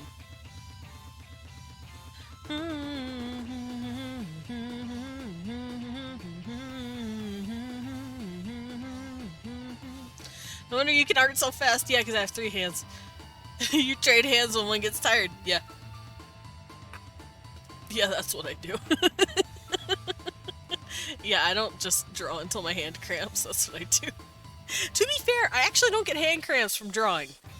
I can draw for like 5 hours straight and I'll be like, ah, that was nice. Alright, time to draw art.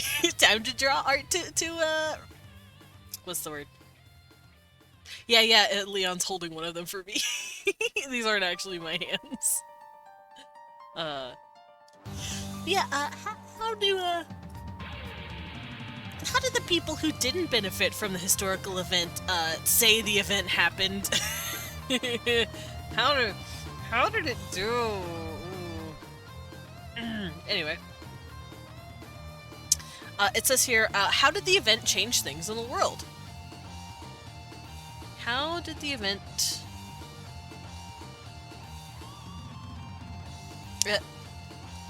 event affect the world? That looks like a P instead of an F.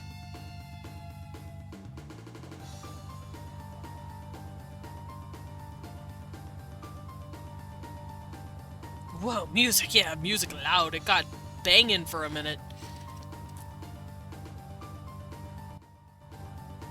It's good music, but it got real bangy. I usually don't like the music being super loud. Imagine Leon standing behind Desmond just holding guns. Yeah, me. And yeah, the music got stupid. So, let us continue. History is written by the victors. Describe another historical event. Oh, this is just do this, but again. Okay, so I'm gonna ignore that. There's another one. How did they do it again? Okay, so literally, if you want to write a historical event, do this. And you can come up with about 3. Come up with at least 3.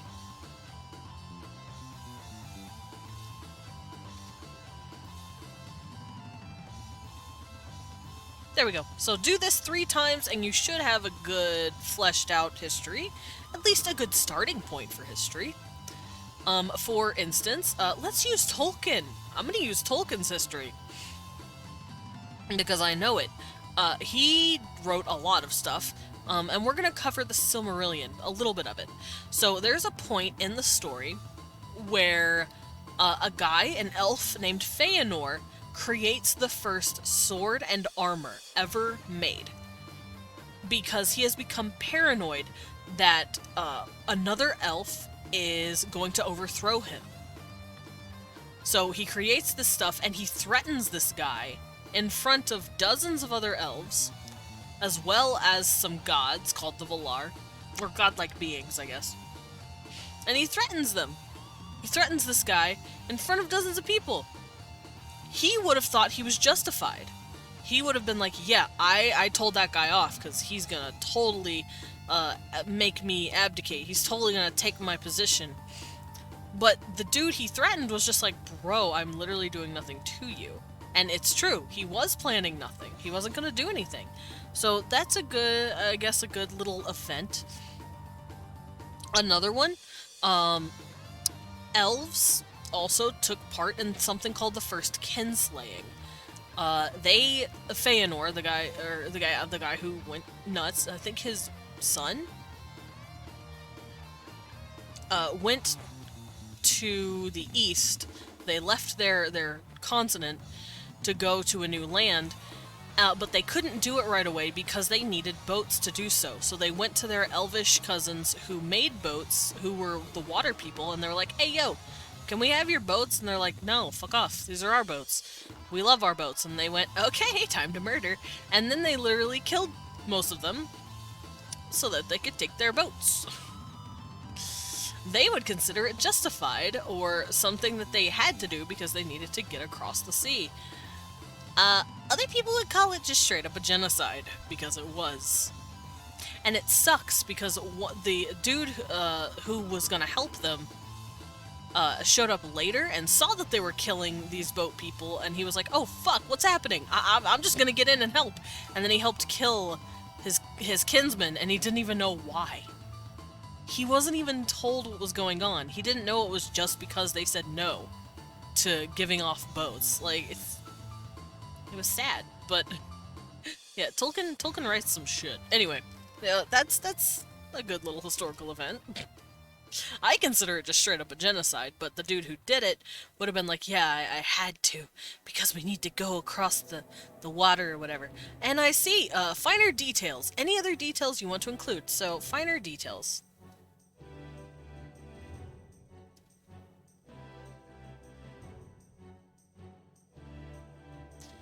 Anything else that hasn't been included?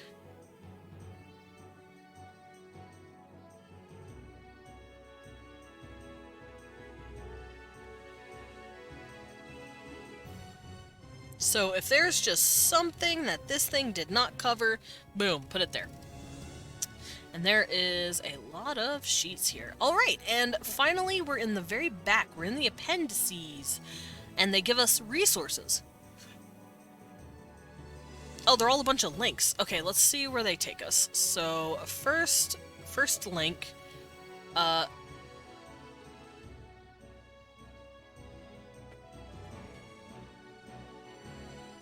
me do this. There we go.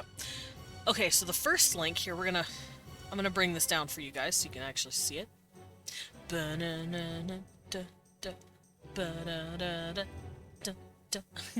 So it gives us this, and it's basically, it's called Nerd Built Worlds. It's an article, and it's just one of many. Trying to be careful here. I don't know what will be here. It is talking about Tolkien, but let me read it, I guess. I'm not going to read all of it, but this guy's talking about how he became a professional writer in the 1980s. Long before I became a professional writer, histories of magic rings and chronicles of ancient evils were not exactly mainstream fare. It's true. Back then, in the 80s, people fucking hated, like, fantasy stuff. They were like, oh god, that's nerd shit. They thought, like, Lord of the Rings and D&D was nerd shit. In fact, only recently has that stuff come into popularity, thanks to, I know the Big Bang Theory kind of helped ease it into the cultural mindset, and then it got solidified. Yeah, it was nerdy, satanic, the whole satanic panic happened where people thought, oh, Dungeons and Dragons, it's gonna make my kids evil. It's like, no, stop. In fact, my poor mom got subjected to the whole satanic panic. She was worried. That's why I didn't read Harry Potter growing up, and when I did play D&D, I did it secretly, because she was worried. And it's, yes, small bat have guns. And it's just straight up because they don't understand it. Because the media likes to blow shit out of proportion, and then the church likes to get a hold of shit and blow shit out of proportion. It's a mess. It's always been a mess. But nowadays, it's seen as just a fun little romp that Matt Mercer did with his buddies, and now it's all cool. Whatever. But, yeah, it was not seen as good. But it says here, indeed, to publicize one's knowledge of elvish sword names and orcish myth was to contract a kind of voluntary leprosy. Basically, you are... If you're talking about Lord of the Rings, you're a fucking dork nerd, and probably satanic, I guess. That's how you used to be seen. And yeah, and nowadays, we love fantasy. People love it now. Which I'm happy for. It means more media for me to consume in that genre. Yes, Dan, what is it? What do you need to tell me? Aw, love you too, buddy. Oh yeah, Game of Thrones has been making it better. There's been a lot of stuff.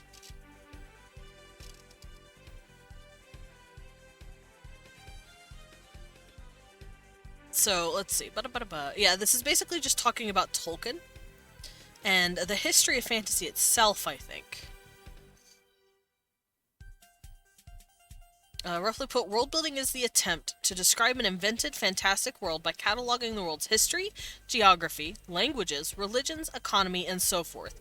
It's a way of nudging the reader into Coleridge's willing suspension of disbelief through the accumulation of telling details. It sets readers and writers asking and answering a sometimes jarring array of questions, ranging from, does the world have gods, and does it hold true good and evil, to, how fast do boats go, and what are the orcs' loincloths made out of? Yeah, because that's what I want to fuck. That's what I want to know. Not all novelists, nor all readers in the field, are interested in such a literalism and mundane detail, of course.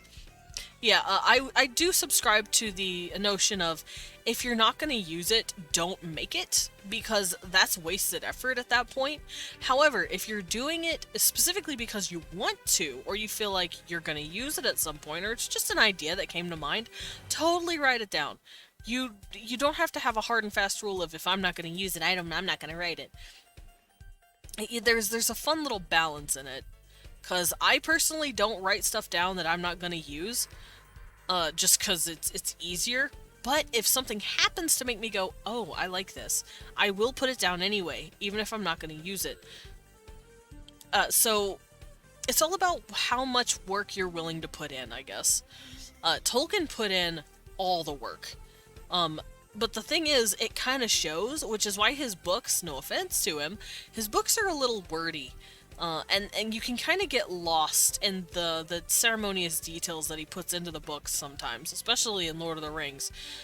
Whenever he's describing Minas Tirith, for example, he literally gives you, like, dimensions and lengths and heights of buildings and the city, and then he tells you, like, statues and what they're facing. Like, he doesn't... He kind of bogs you down in the logistical details of what the city looks like, instead of giving you a feel for the city instead. Instead of going, the city was beautiful and white and... Well, okay, he does do that, but it's later. He tells you about how the city feels, what it looks like in a general sense, and then focuses on the little details that we need to know about. For example, he talks about its beautiful white walls, but then he hones in on the details of, oh yeah, some of the houses looked long abandoned, and it gives this sense of mysterious, ancient, but still lived in carcass of a city. But that feeling and those experiences that he gives you is after the fact that he's given you miles and miles of paragraphs of what the fucking roads are in inches. Like, it's like, Tolkien, buddy, we don't need that. I'm sorry, we don't. So, you can understand exactly what I'm talking about here then.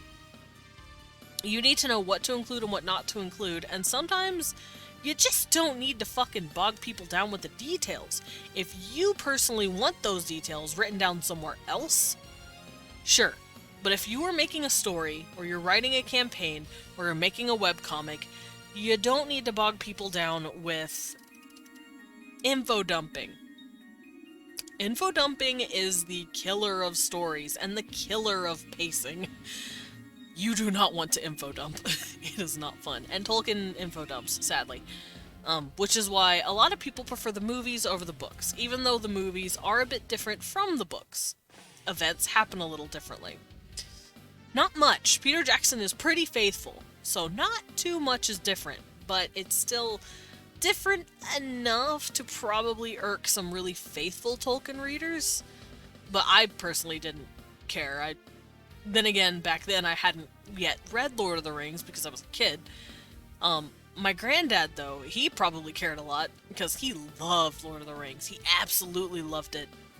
He actually took me to see it on this first screening, the first movie. Wow, I was a baby, and I was very excited, and then I got scared, and we had to leave the theater, like, halfway through, because I was a scared baby. Anyway, enough of that. But, yeah, that's basically how I would feel about it. Small bat scared. Yes, I was tiny bat. I was eek scared. So, where were we? Not all novelists, not all readers in the field are interested in such a literalism and mundane detail, of course. Some of the most talented and challenging fantasy writers of recent years have indicted the genre's world-building fetish.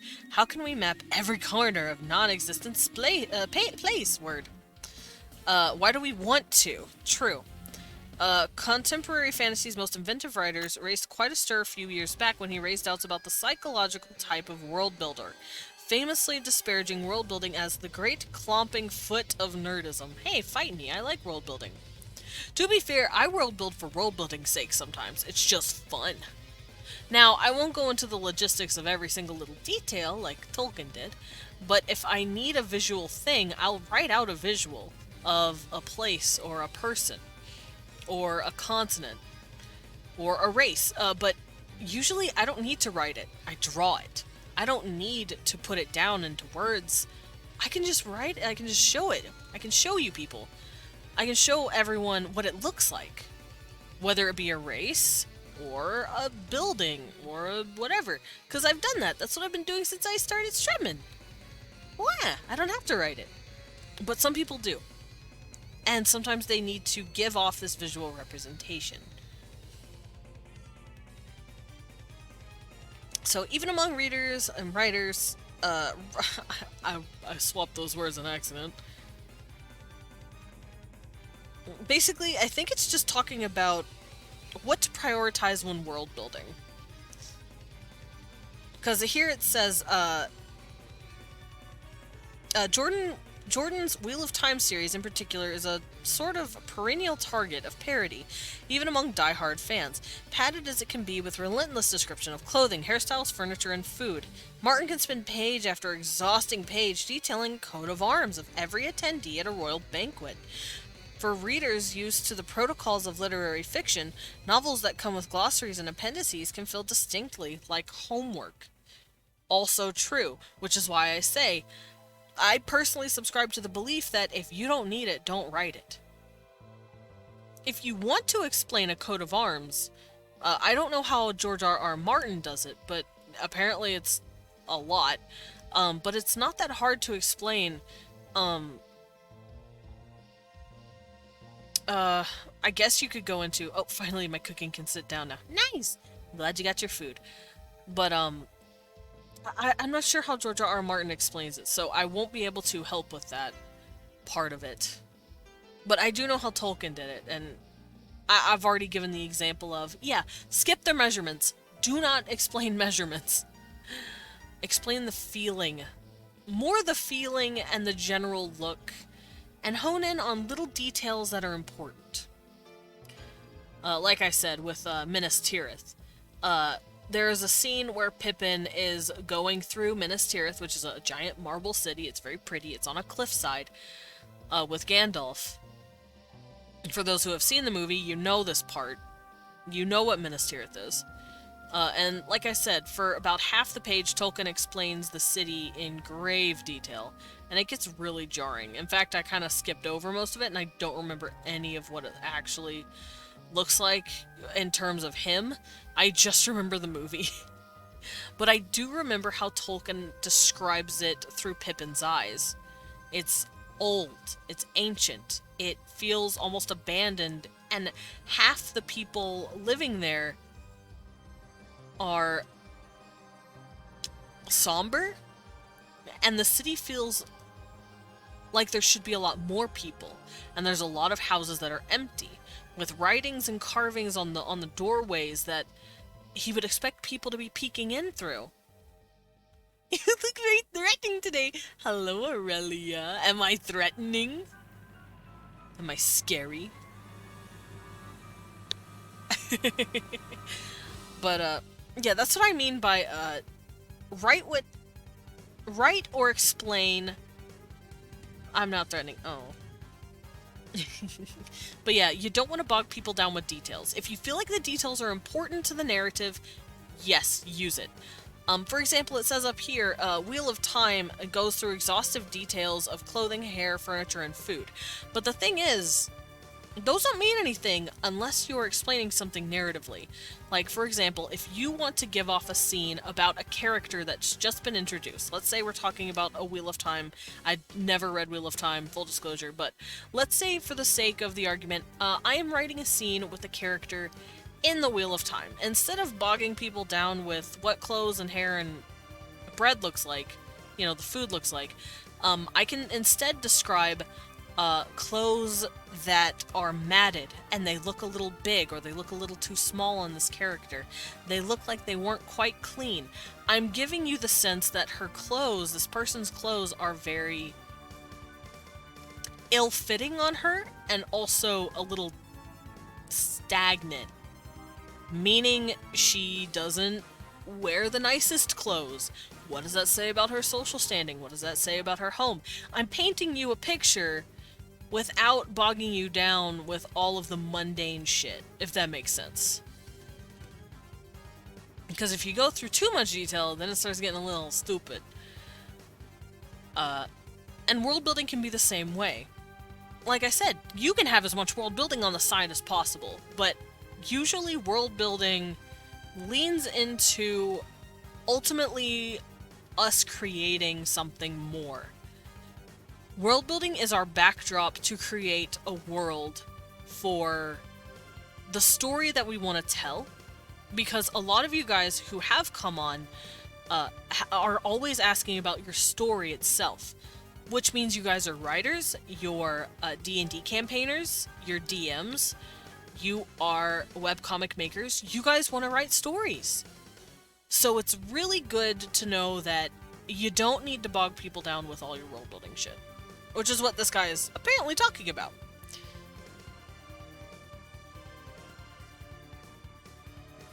Who knows? Maybe I'll go into that. I don't know. I'm not as good a critiquer when it comes to writing, like in general, because I'm not an author, but I do have some experience with the understanding of it because Leon is a writer and he is an English teacher, so I kind of have an understanding, but I'm not like an authority on it. Now there's another article called The 7 Deadly Sins of World Building. I'm actually really curious about this. The thing is, though, some of these are probably going to be wrong. So here's the 7 deadly sins of world building according to this.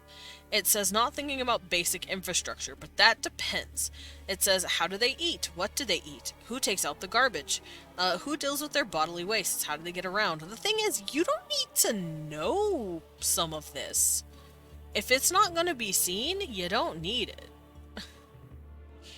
So the first one, I would say not as important as other things. If you're world building for the sake of a story or the sake of a campaign. Now, if, you want your players to have to deal with going to the bathroom, then sure.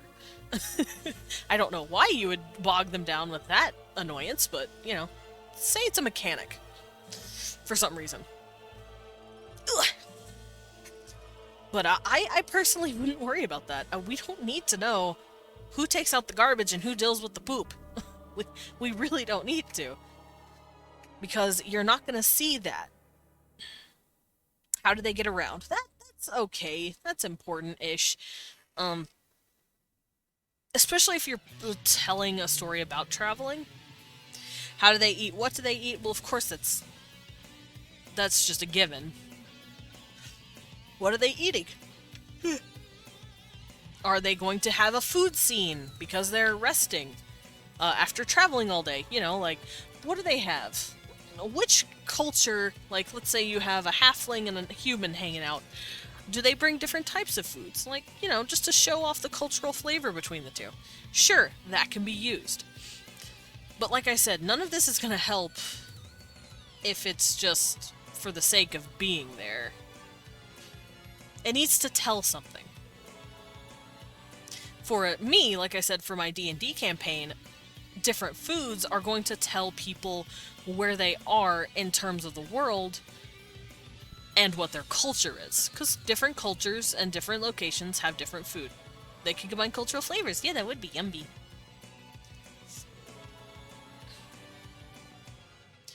What do the majority of people do to survive?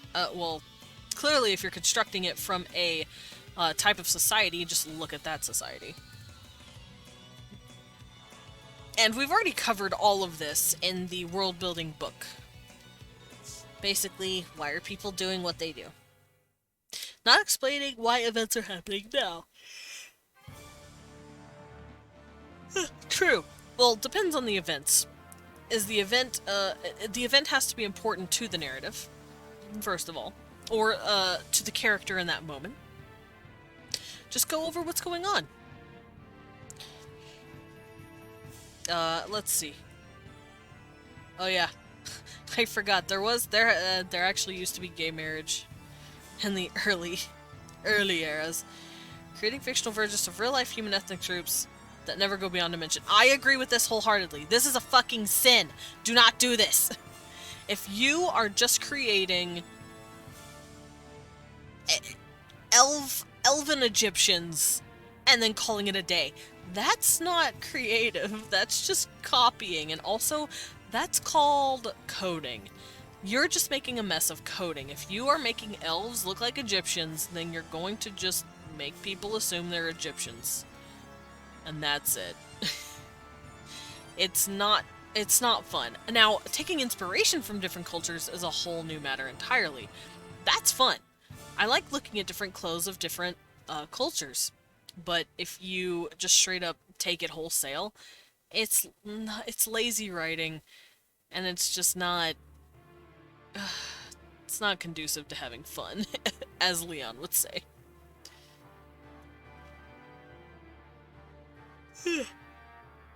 Not to mention, it's called cultural appropriation for a reason. So, creating monolithic social, political, cultural, and religious groups. I'm not sure what that means. Everything and everybody in a particular ethnic group agrees about everything. Oh, okay. Planet of Hats. This is called Planet of Hats. Basically, if you're in this culture, you're all like this. And that's it. No room for anything. If you're this race, this is all you do. It's like, that's not how the real world works. Fun fact, did you know that in J.R.R. Tolkien's works, there were different faction of orcs? What about skeleton robots with Egyptian-like culture with different dynasties? They ensla their own god as weapons. That's pretty cool. That's fate, isn't it? You're talking about fate, aren't you? I know your sins. I want to know your work with arms, but no, get literal guns. Yes. No, it's not fate. Oh! It was Warhammer. Oh. I knew it was something!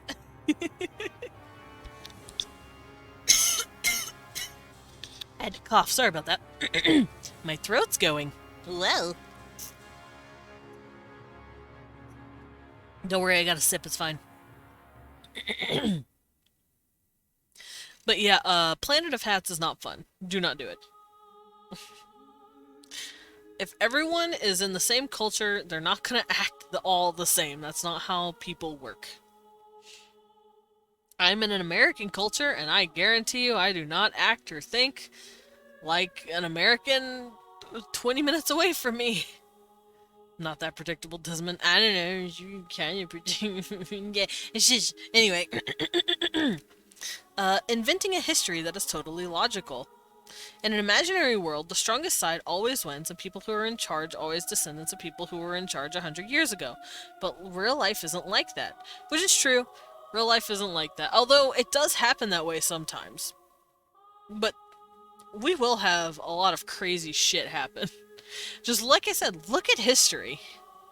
Look at history. Shit will go nuts. Let's see. Ireland was divided in half, Korea or Germany, for nearly 5 decades. Why is Washington, D.C. the capital of the United States instead of Philadelphia? Huh. Why did the Portuguese have their own colony in India until 1961? History's weird. Yeah, pretty much.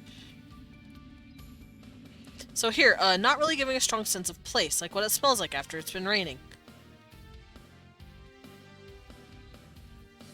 Oh, this is here talking about, like, give the little details that give people the texture to be able to really chew on what the descriptions are. You want to give people a substance to grasp onto mentally. You want to use words that make people go, oh, I can feel it.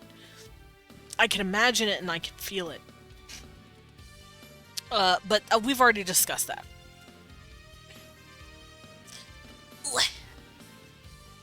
Sorry, I'm adjusting myself in my Blanky, I want to stay warm. Ukraine that overcame Moscovian Empire, old Poland, Soviet Union, literally survived 2 genocides.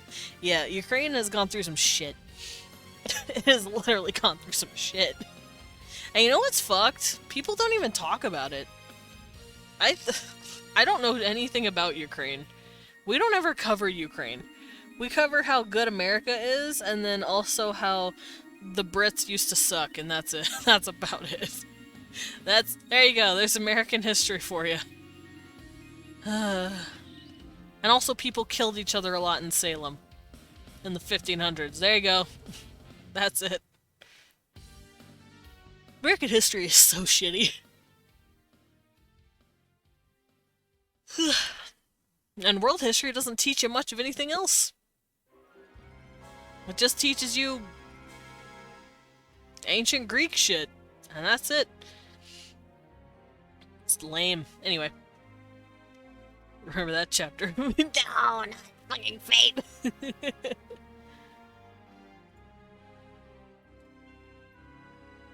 Alright, so let's hop over to the other little stuff. So it says here, 5 classic world-building mistakes, and basically just resources that help. I'm not going to cover all of these, I'm just looking at some of them.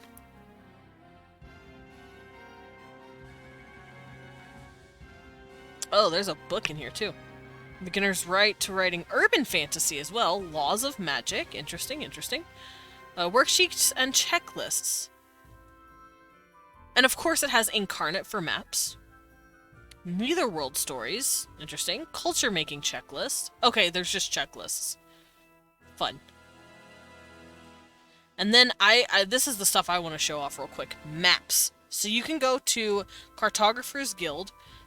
You can look at how to design a map, how to design a town, how to make a map. Here, let's go look at these. No, does it not work anymore?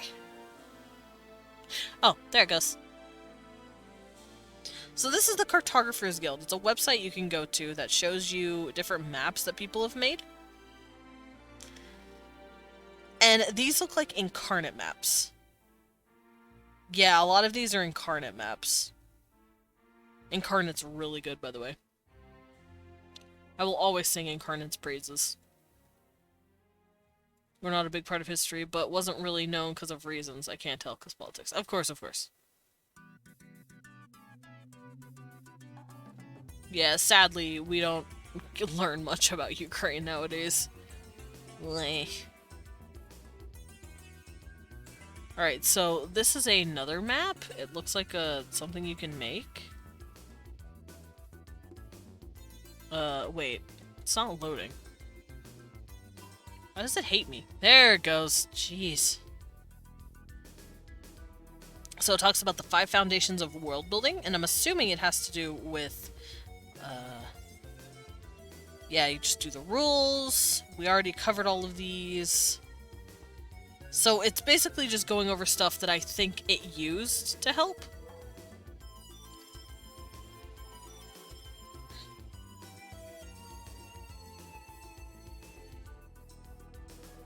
Alrighty, and then, yeah, the maps. I love the maps. I want to see how to design a town.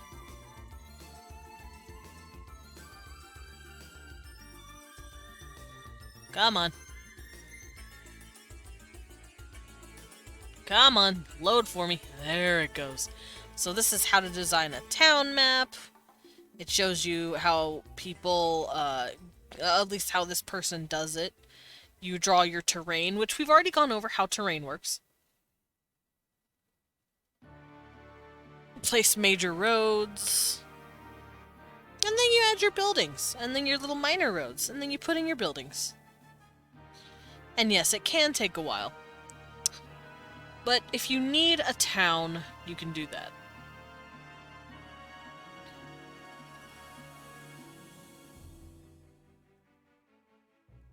Alright, so what is this? World building by map. How to draw a world map. Okay, it's nothing really we need. Oh shit, there's something called Old Maps Online. That's really cool. Oh, and then languages. Languages and names. There's Ancient Scripts, although Ancient Scripts is no longer a website that is available. And I know this because I used to go to it a lot. And I'm very fucking sad. Ancient Scripts was one of the best resources for looking for ancient writing systems that I could ever find. and now it's gone, and it makes me so goddamn sad. But everything else in here, there isn't really things that I can find that'll help. Other than just map making and writing a novel. Like you using Wonderdraft, World Anvil, Incarnate, and something called World Spinner. I've never heard of that. So now that we've covered the book completely, and I've gone over the appendices, we can start going over my own resources and see how it measures up to the book. So let me close out everything, because I do not need it. There we go.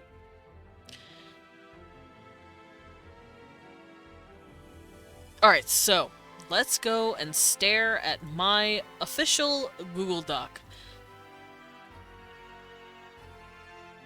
So I have four templates nowadays. I have my conlang template, my constructed language template, which the book doesn't cover anything about language, weirdly enough. Not in terms of how to make a language. So that I will be covering separately again at some point. It does cover species. Let's see. Let's go through this again. It also covers stuff that I have not covered because I didn't need it at the time, like stars versus planets and then designing a location. This doesn't have to do with what my goal is, or my goal was. Because stars and planets, whenever you make a star and a planet and all that, it's typically for sci-fi.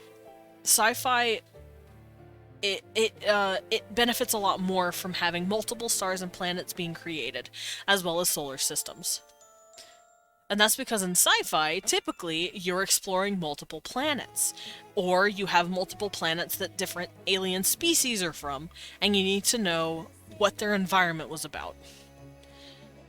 However, if you're making a fantasy world that doesn't do this, you don't really have to worry about it. I've said this before, but I'll say it again.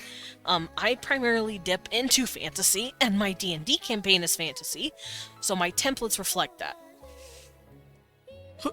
Sorry, I'm bundling real quick. Making sure I'm in my blankie a bit better. But I don't really worry about it. And as far as years and days go... Oh.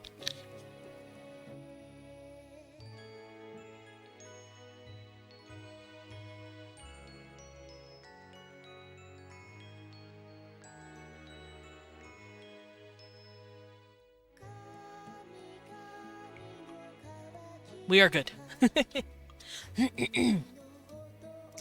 But yeah, if you want to make, like I said, a star system or a star chart for a fantasy setting, because let's say you have an astrological mechanic when it comes to your fantasy world, then sure, do that.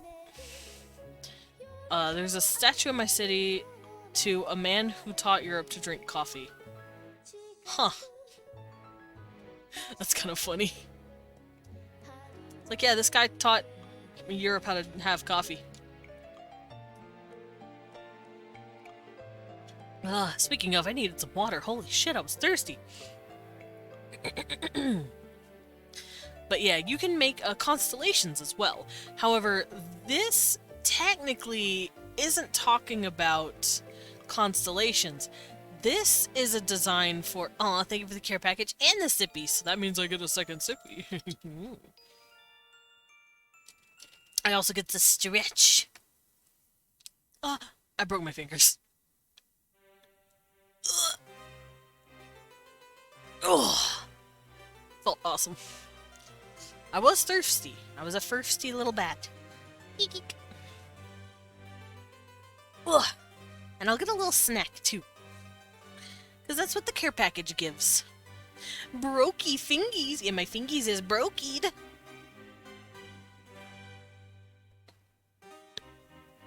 Alright, let's get a little bite of my snack. Huh?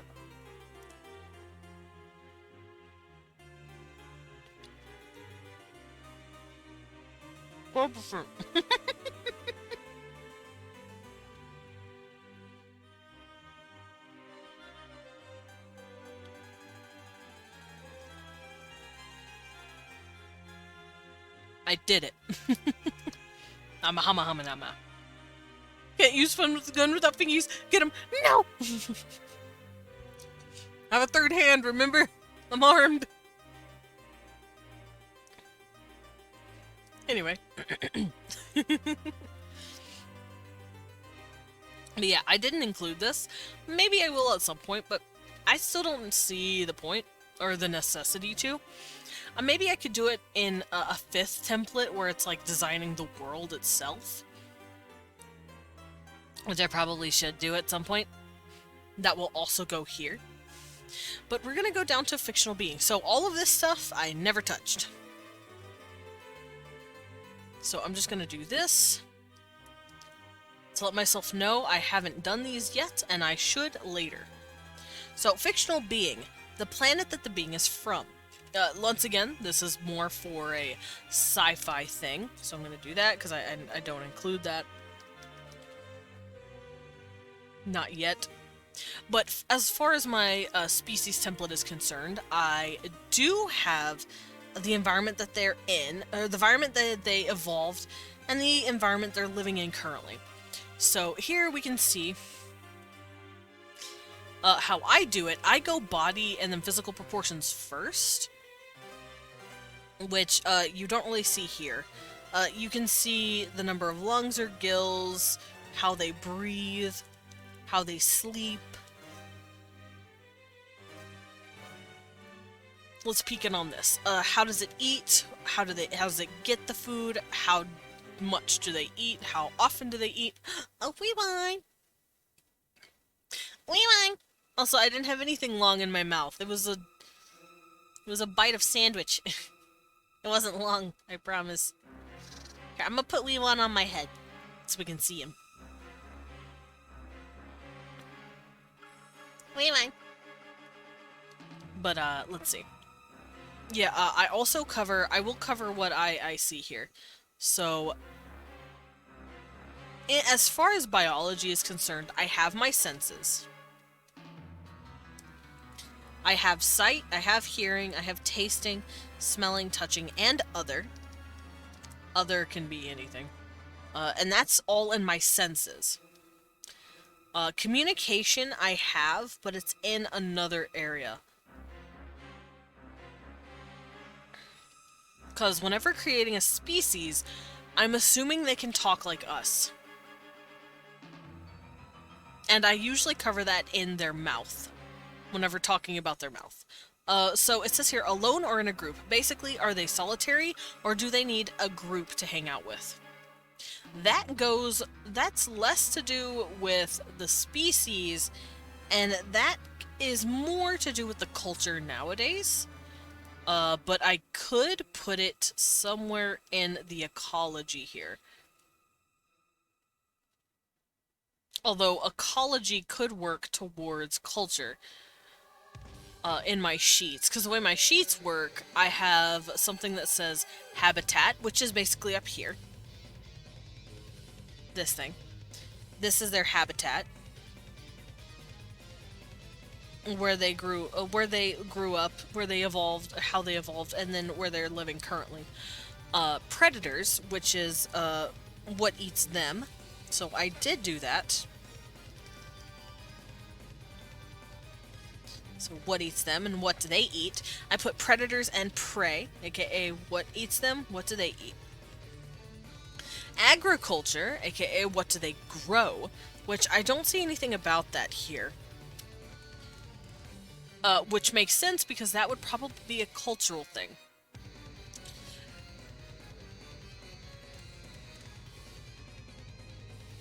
So I may switch it up a bit. I may take agriculture materials, which is like what do they gain from their agriculture?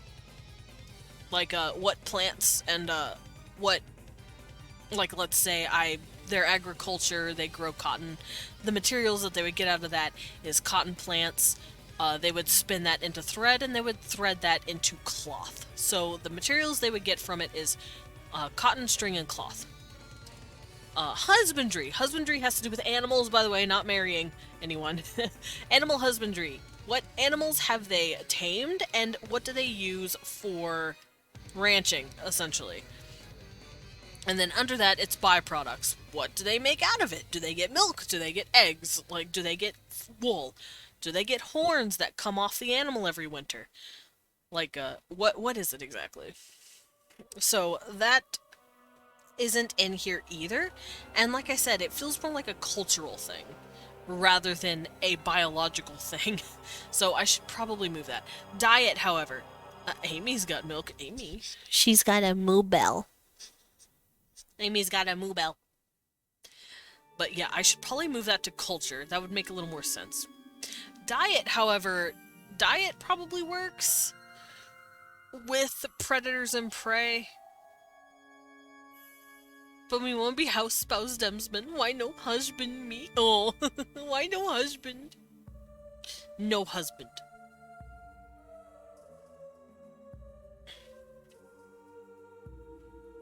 So I'm gonna look at these real quick, and we're gonna see if I've put those in biology. Because I believe I have. I didn't put shelter. So I'm gonna do that. I haven't put in shelter. Respiration? Kind of. I have something called terrestrial comparison as well. Husband. Yes, cute husband. John Madden.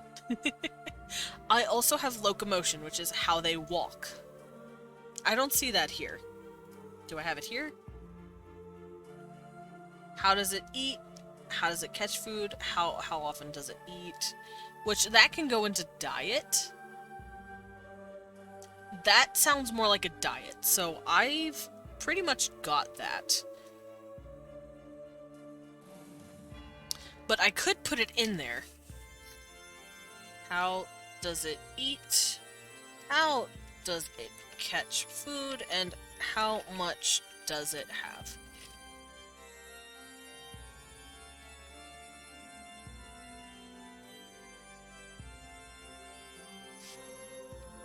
A gun for my bear spin. Oh, is he gonna have a tiny gun?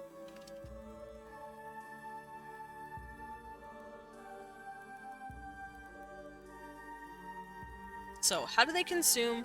How do they catch food? And how often do they eat? There we go. I'll put that in the diet category just so, I'll remember that. But there we go. That's all in there. Yes, I have guns. Y'all tend to fixate, I've realized. He asked for no pickles. No, that would be me with the gun. Weewon is too sweet and good to have gun. Especially during that. There you go. There's this tiny gun. He said no pickles.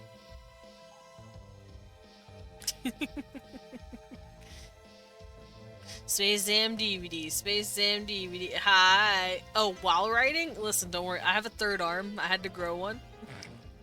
For the sake of this lesson. So, is it warm-blooded or cold-blooded? Let me go back up to biology. I actually never specified this. I probably should. So, terrestrial comparison. After terrestrial comparison, I'm gonna put down blood type.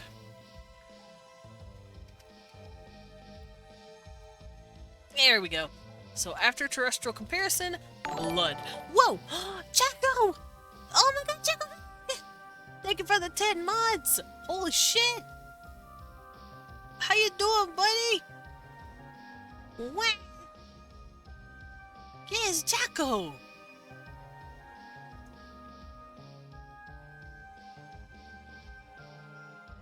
A Chaco has appeared! Oh, he's tired. Of course you are. I'm so sorry, buddy. Only Leon can see the third hand. The third hand. Sneeby, Schweemby, Jacko. Here, I'll wake you up. Ada. There you go, buddy. Wake up. Space Jam DVD. Space Jam DVD. Space. Oh, I killed him. Well, that was the adverse effect. I didn't mean to kill him, but I killed him. Alright, I'm gonna move my tablet out of the way from my face for the moment. Was I the first? Space Jam DVD, Space Jam... Because it's funny. It is funny. You're welcome, Jekyll. I hope I woke you up a little. But we're gonna do a fun little thing. Where I... not show off my hand. Hold on. Let me do this. Blah, hiccup. Because I want to bring this in. I want you guys to be able to see what I'm doing here.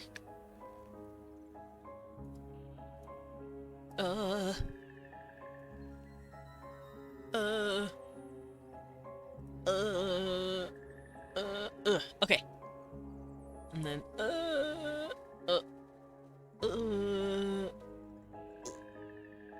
okay. And then,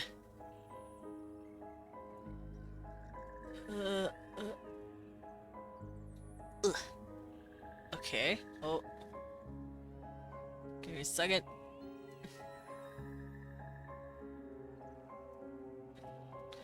This is difficult. But I'm gonna do it like this. There, now we can see what I'm doing. Kind of. Actually, hold on. Can I hide this?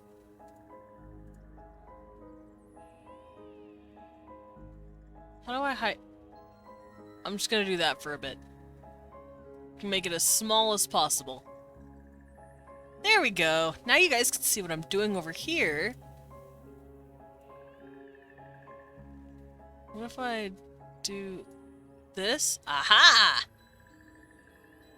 I haven't had to split screen like this in such a long time. It's a little difficult figuring out how to do it. Okay, so this is what the fictional beings and stuff that we've seen up until this point is. And now we can compare it to my notes. So, yay! So down here, we're working on a terrestrial comparison.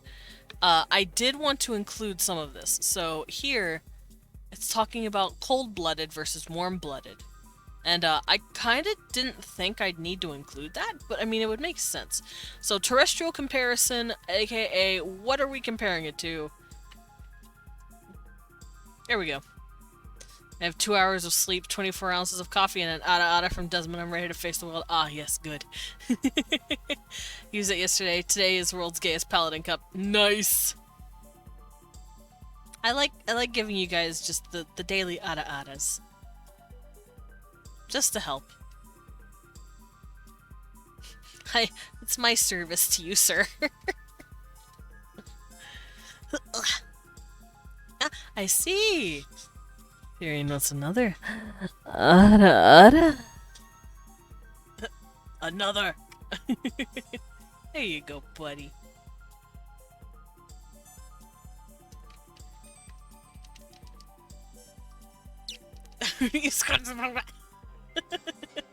Are you okay, Fanky?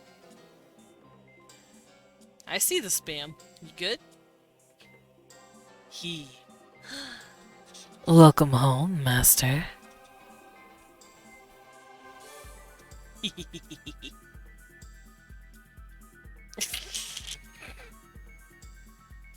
I like how you're all shooting each other in the foot. That's what's happening. It's funny.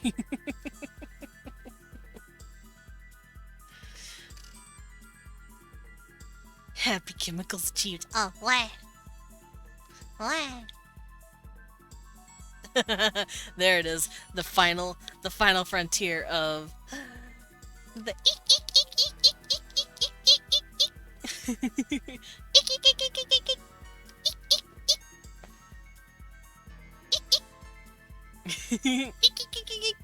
Put the serotonin in the bag. Ada's your Ada. No, my hours. Don't take my hours. Hour. Alrighty. So terrestrial comparison, whatever. Me, I would usually put like, oh, I'm basing them off of a frog. You know, like, what are you basing it off of an animal? Are you basing it off of a human? You know, all that good stuff. Blood type. So Blood? I guess, like, warm, cold, chlorophyll, etc. Okay, there we go. That works just as well. Basically, what is it? Also love the sound, Desmond, when you receive a head pet. Oh. That's just me getting happy. Blood type. Oh no, dude, you're bleeding out. Quick, what's your type? Busty blondes. No, your blood type. Oh. Red.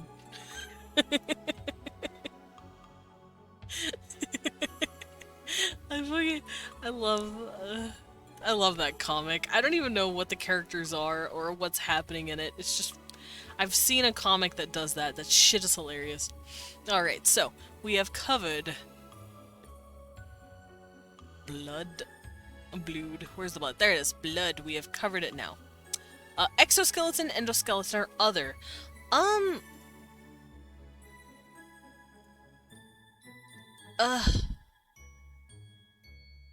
That would be in physical, I believe. It would explain, you go, oh, this is what it is.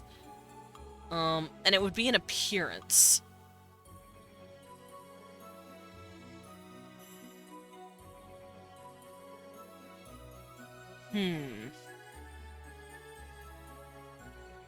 I would say it's in other features. Because if it's an endo, ecto, or exo, endo, or other, it's kind of implied. You don't have to write about it. They said I had internal bleeding. That's fine. That's where it's supposed to be. That's where the blood's supposed to go.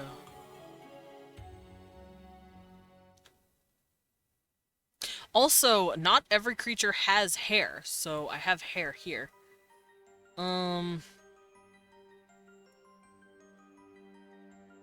have an idea. So, for body features, I'm gonna put it above that. So, we're gonna do it here.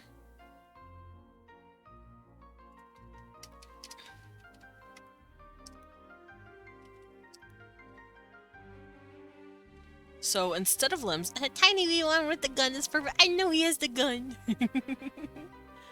So, it says here, exoskeleton, endoskeleton, or other. We can just say... frame? Body frame? And then go endo, exo, other. Like endoskeleton, exoskeleton, other. Which can be like jellyfish where they're like squishy and have no skeleton. So endo, exo, none. Or other. Or both. Could have both. Hyperfixation goes brrr. I want a gun too. Oh, do you want a gun? You listen to an Among Us remix. Nice. That reminds me of I think it's Nate Wants to Battle. He came out with the Among Us song. Oh, I see. Usagi, you might just get that gun. Let's grab the Usangi. There she is. Oh look, she's hiding. Here, I'll put you in my hair. You can sit in my hair. There you go. Usagi, are we giving her a gun? Are we giving baby a gun? You know what? I'm gonna do it preemptively. Just pay for it when you can.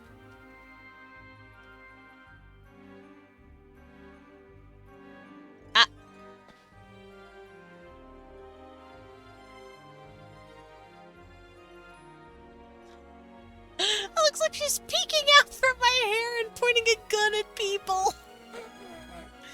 Baby with a gun. She has a who gave baby gun. I like it. I'm not moving it. Yes, Fangy. What is it?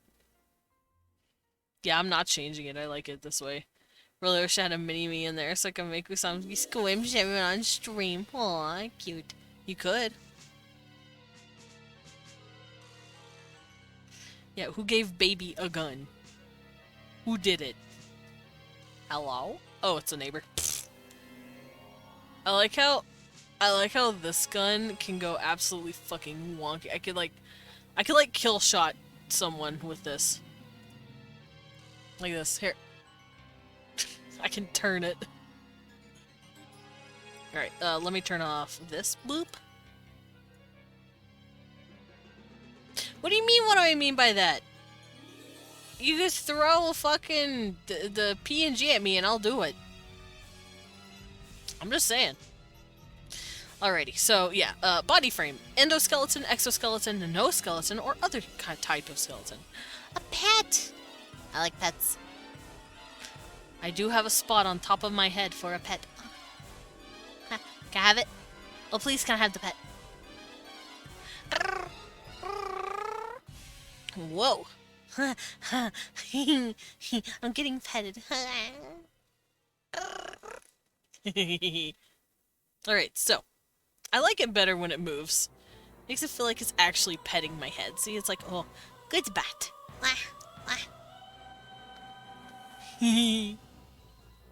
What? No, no clippy me. No clippy me, I'm baby. Alright, so we've covered this. So, how big are they? Like, oh, like height and weight. We already have that, so. Locomotion. I already have locomotion. I put it down. Where's locomotion? I think it's in here. There it is. Locomotion.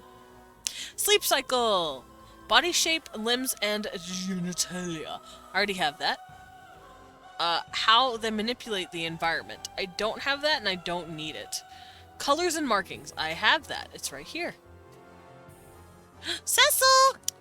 Don't scratch that, baby boy. You gotta be good. Gotta be a good kitty.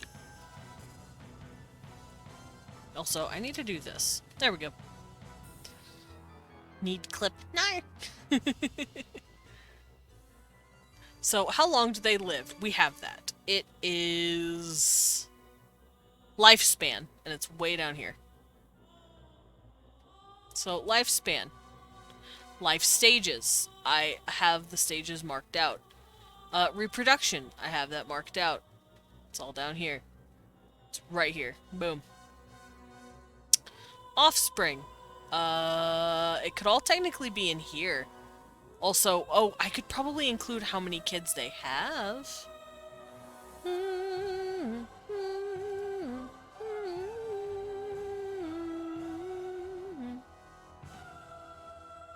Here, let's do that.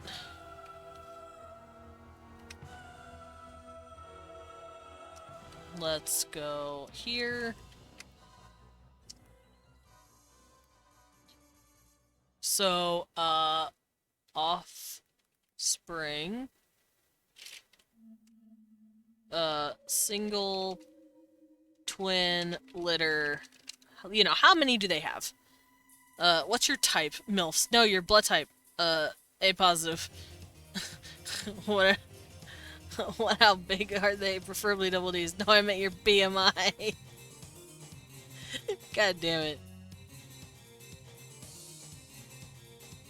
Me, though. Alright, so who cares for offspring? That's... I wouldn't write that down, mostly because I'm just going to explain it here anyway. Also, nowadays, it has to do with culture as well, so I'm not going to worry about that. Actually, let me do this. So, oh yeah. Communication, are they in a group? If alone, how do they have babies? If they're in a group, how do they behave socially? Traits and behaviors. So this is all cultural, so we're going to worry about that at a later time. When do they sleep and how long? We already have that. And other details, I don't need to worry about that. So, sleep and all that, it is...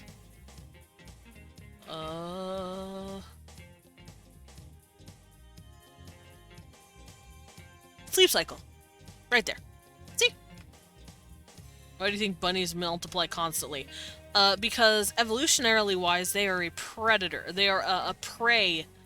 They're a prey animal. And typically prey animals usually have a lot more babies because it ensures survival.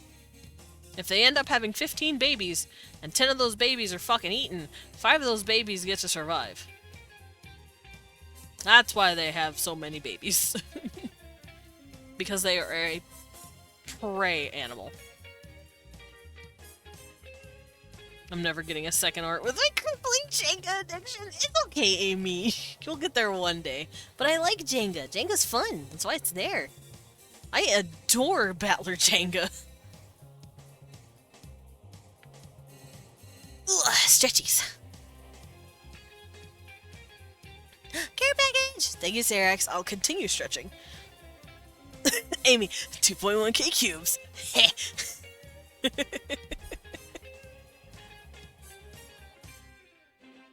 Ugh. Oh, you had 6k before, and okay.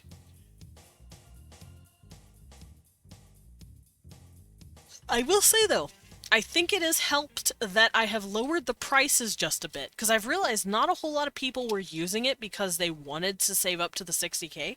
So I'm all, okay, in order to be fair to people, I'm going to make stuff a lot cheaper so that they can get cubes upwards towards the art, but still have enough to do a fun redeem, because redeems are fun, and I like the redeems. I got my 2 sips. And now I get a bite of snack. I'm almost out of snack, guys. How?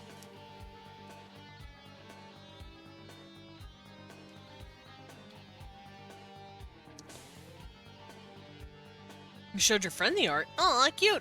Also, Sarax, you have been following for 5 months and 10 days. Fucking hell. Since I got 1 art redeem, I'm now only getting other redeems.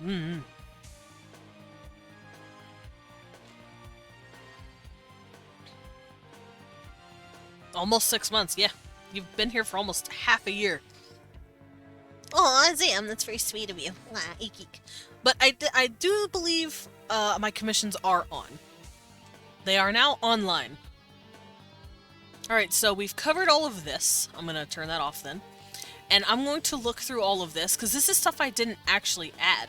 Respiration. I never thought I'd need to do that, because I put breathing in senses, but I guess I could make it its own category.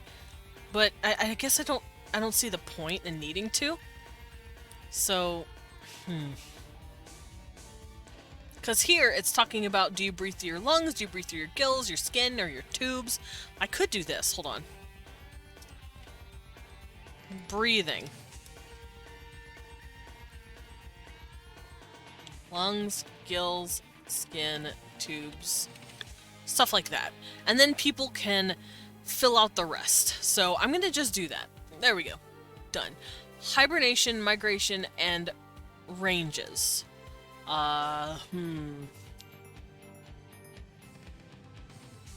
Still waiting for the money. Of course, of course. Standing crunchies! Okay, I'll do my crunches. I'm gonna put it as my PFP. Wow! That's pretty cool. Let me get up real quick. Oh no, I have to unravel from the blanket. The blanket was warm. Let me do a stretch real quick. Stretches come free with exercises because I don't want to hurt myself. Oh, let me stretch my legs too. Oh my god, my cord's stuck. Help me. I'm good. I fixed it. Alright. Alrighty, crunches.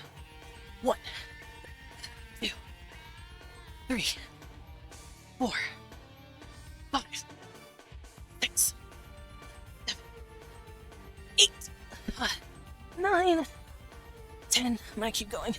11, 12, 13, 14, 15, 16, 17, 18, 19, and 20.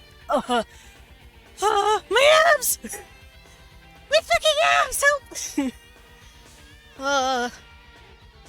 Well, I don't need the blanket, because I'm warm now. I'll probably need it soon, but for now I'm good. Sir. Blanky mode. I do like being in blanky mode. Ah.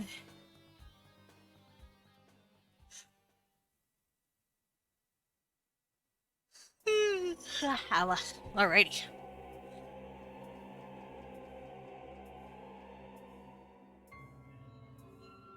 Oh, okay, so for the hibernation category, I could put it in sleep cycle.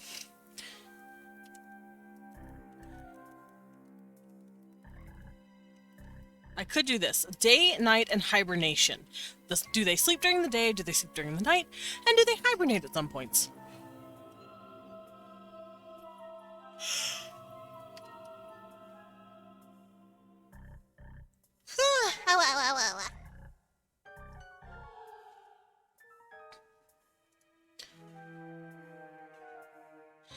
Now, migration and the range of migration.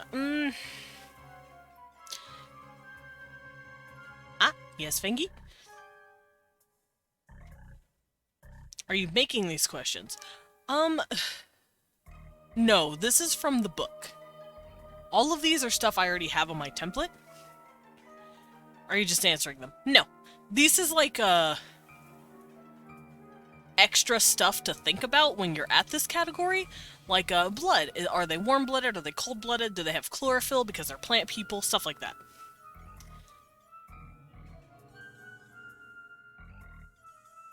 Oh, okay. Oh. Oh, okay.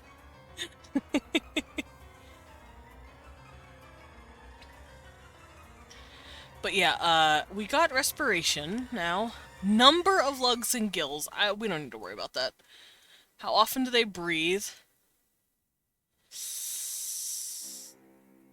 We don't need to worry about that either. We can put that in the breathing thing. Like, for example, that is only applicable to, another gun. Oh no. Who's got an extra arm?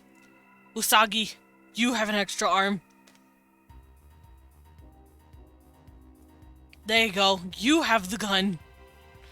Usagi's ready to blah blah. Usagi has the guns. Okay, go work. Okay, Jackleback, and thank you. I'm having a lovely afternoon / evening / night. Thank you. Mwah. Have a good day at work. Paying and Gunsagi. Yes, it's Gunsagi. She has a gun. Look at her. Dual wield Banui. Dual wield the Banini.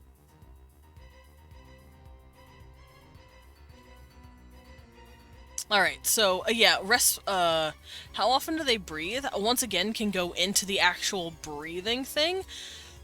So, we're not gonna worry about that. I'm still looking at migration and ranges. That would be an ecology, I think. And honestly, I could see putting it there. Let's go do that. Where's my hand? Ecology! Yeah, and I'm gonna move all this stuff out into the culture, because that would make a little more sense. She's a guinea. So, habitat, predators, prey. We're gonna copy this.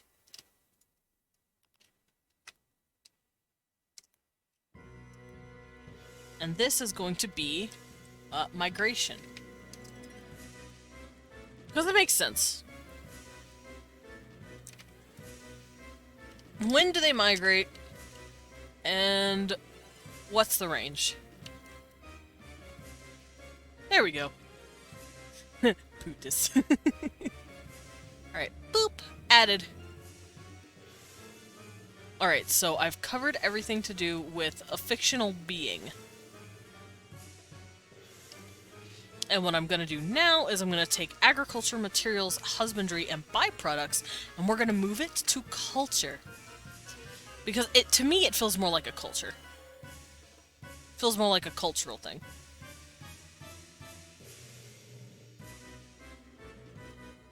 Now let me find the spot to actually put it.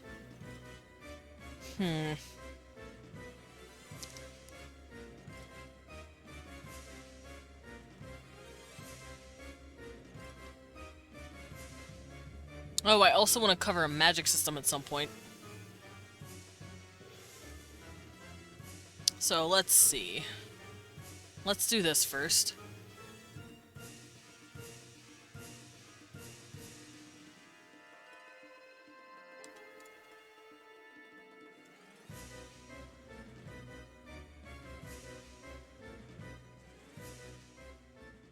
Let me grab this and plomp it here. There we go. Now we have the culture pulled up.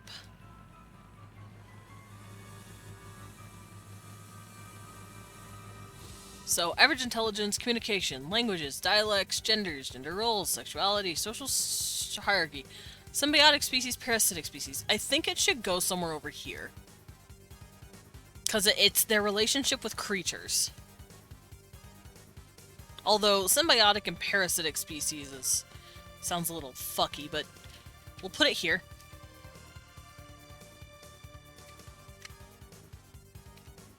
There we go. Agriculture, materials that they get from it, husbandry, and byproducts that they get from that. And we're going to remove it completely from the species. So yeah, it's now gone from here.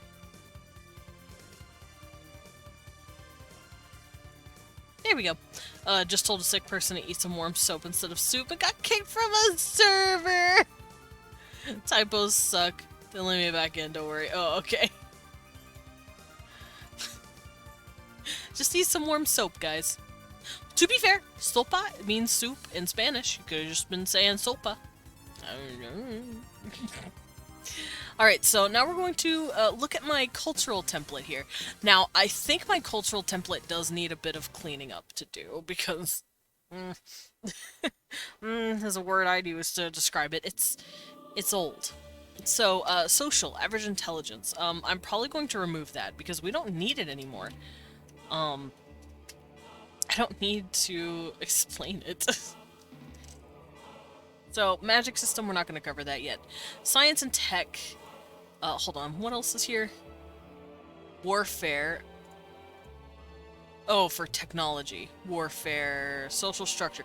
Okay, so we're going to look at social structure first. Yeah, I'm going to look at social structure first. So here I have social structure, which is communication. I like having the communication.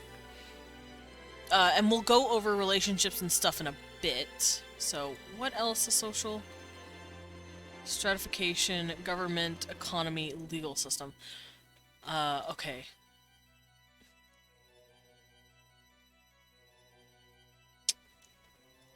So, communication. How do they talk? Which, once again, this was... I'm gonna go lay down feeling a bit tired, BRB. Okay, Sarax, have a good sleebies. Why are you buying clothes at the soap store? Soap. I'm at soap! Look, get out of the soap aisle! Alrighty, so, socially, how do they talk? How do they communicate? Usually they talk. I was literally about to type him at soap. Saul sleeps. I will watch just in my bed. Of course, of course. Have a good lay down then. What languages do they use for this main culture? What dialects do they have? And then we get into genders and gender roles. But here, the book itself... ow. The book that we covered goes into relationships first, which is probably a smarter idea. But I started covering genders and gender roles first. And then I covered relationships down here. I have an idea.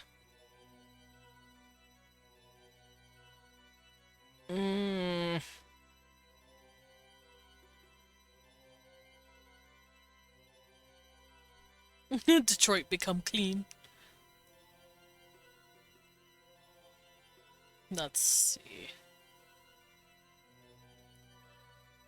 Here, I'm gonna skip relationships for a second. Family and gender.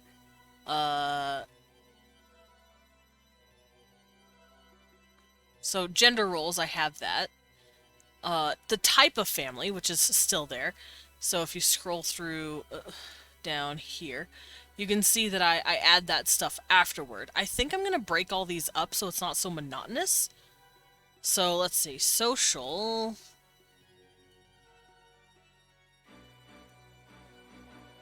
social structure, communication, language, dialects, and then I will split it off for hierarchy, I guess? I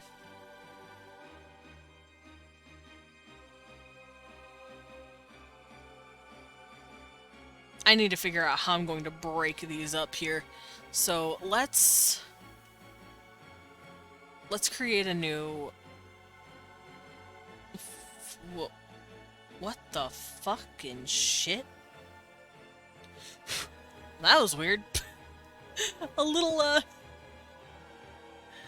a feather, like a fluffy ball, like a little white fluffy ball of something floated right in front of my face. That was weird. Oh no, Fengy, are you okay? Tell your brain no. Tell your brain no. Do not touch the foom. You see this gun? These guns don't lie. They say no. No, Fengy. Do not do it. But everything looks so yummy. I know, but health control, buddy. You got this. Okay, so... I'm just gonna stretch this out for a minute. And we're gonna go look at my stuff. That's a bit big. Because I did also write down my own stuff right here.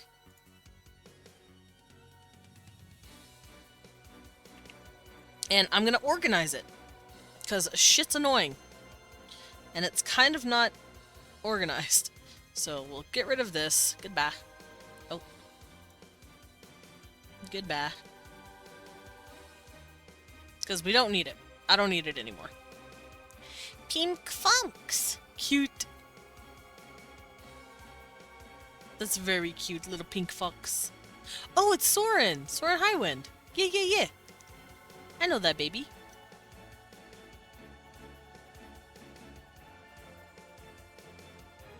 He's very cute. But yeah, communication, language, and dialects, I do think go together.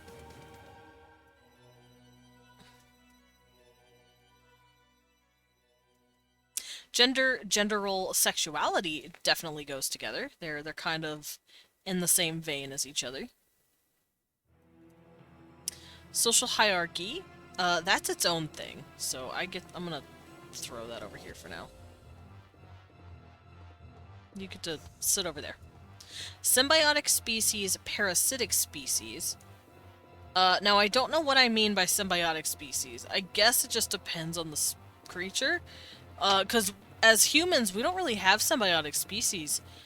We don't really do that anymore. But maybe a race does do that still. Who knows? Oh, Blippi, thank you for the sippy. Like, for instance, let's use Avatar.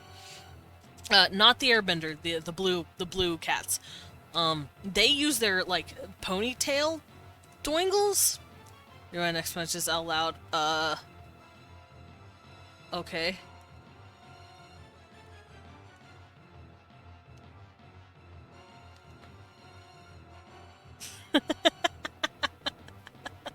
I'll defeat you with the power of friendship! And this gun I found! I fucking love that. You should check VC. I'm scared to look at VC. I keep going to the chat lounge and seeing the fucking corn. Is that Usagi? Oh, it's you. No, you're not Usagi. Steals your Banui! No, I saw someone steal the Banui. Don't steal the Banui. Don't steal my Banui.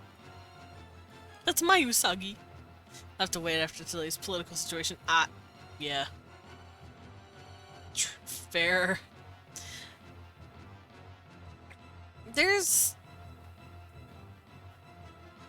Who stole Usagi from Squimshes? Yeah.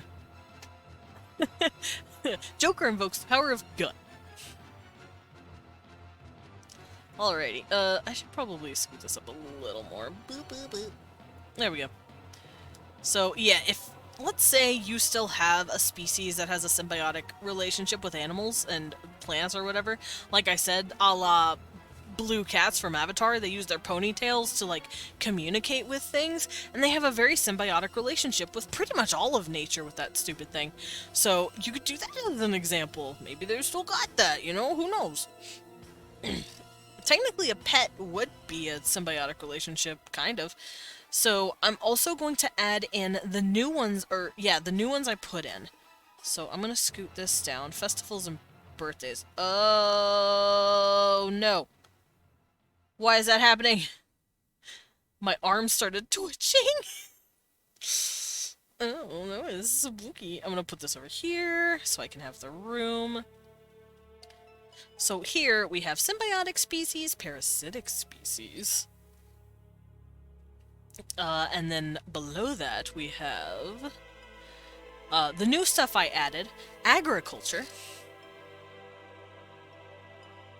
which has to do with creatures, specifically plants that we've tamed, and then the materials we get from it. And then we have husbandry, and then the byproducts we get from that. Like milk and eggs and feathers and wool. Antlers, maybe, because like I said, there are species of animal that shed their antlers every winter or spring or whatever the fuck. Probably not spring, but definitely during like winters, they will have their shit fall off. Alrighty, so to go back to... Where is it? In here? Nope. In here? Nope.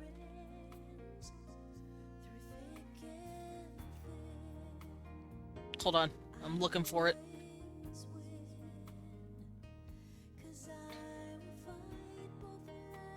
Oh, it's here. Okay, so...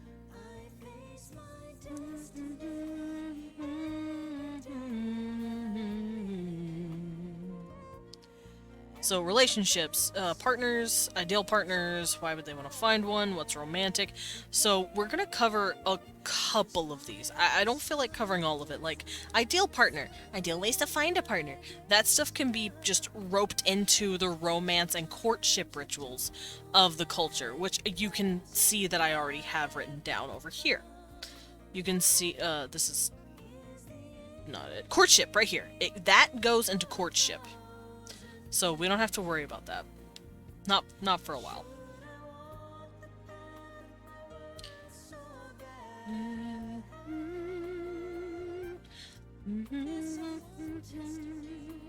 Oh, I could close this actually. I don't need it.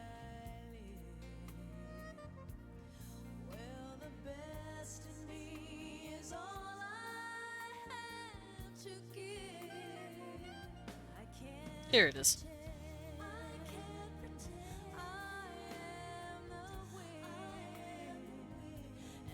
Here, I'm gonna do this so I can see it, but not have it in the way.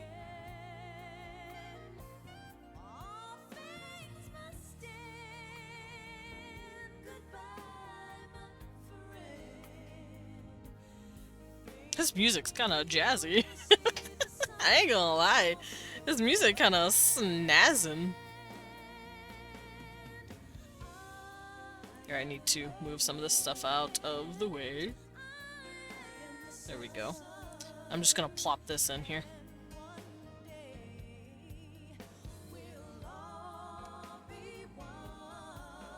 There we go. Now I can see all of it, and I can continue to organize my stuff.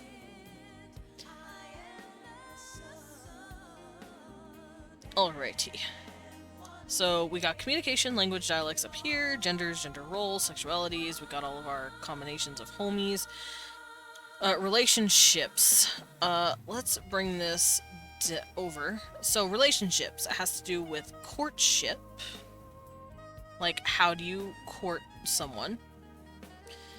How do partners work?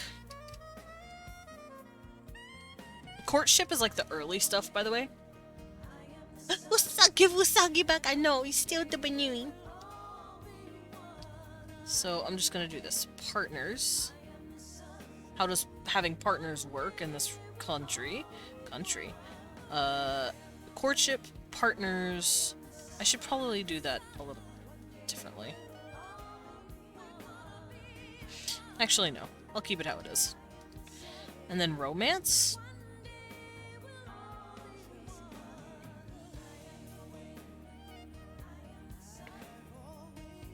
Yeah, that'll cover. So, ideal partner and ways to find partner will go into courtship. I'm not gonna worry about all of that otherwise. So that's how that'll work. And then after that, you get marriage. I would consider funeral a part of festivals and birthdays. It's an event. Trading, alliances, and who you're warring with. So these are technically relationships as well. But they're like relationships on a cultural scale, not a personal scale. Don't eat Usagi, nar!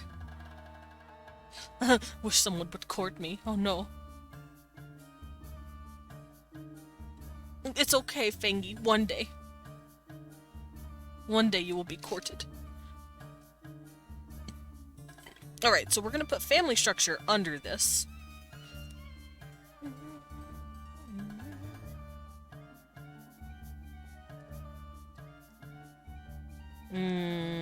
Genders, gender roles, sexualities. That would go somewhere else, and I'll worry about that later.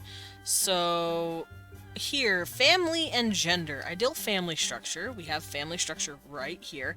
Advantages and disadvantages. Are there other types of families? I don't really need to worry about that. And then gender roles. So genders, gender roles, and sexualities can go with family structure, I guess. Even though it doesn't feel like it should. But that's just me.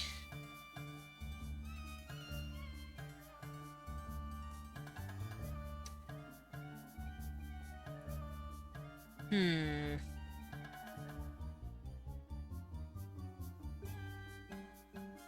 gonna put family structure and then familial roles.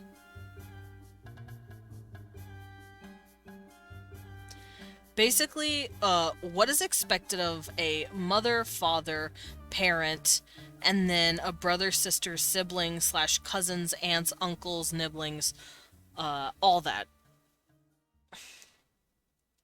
So I asked my friend if he'd go into town with me if I dressed as a girl. If you want to. I mean, if it'll make you feel better or more comfortable, I say go for it.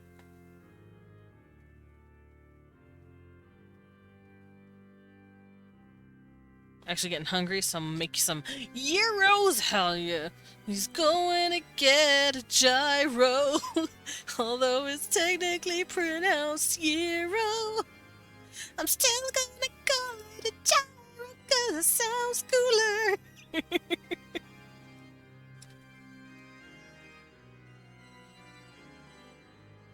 Hello, Lindo! Oh, I see. You noticed my massive guns. Thank you, Usagi. I stole it from Jontron. Also, I'm eating the rest of my sandwich. Don't tell anyone.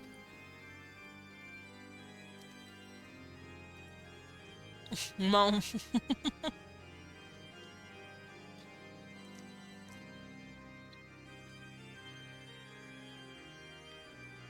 Don't tell anyone. I ate my sandwich.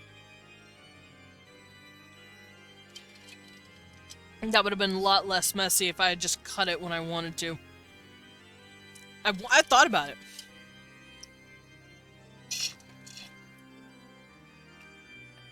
Alright. So we have covered family and gender. Class system.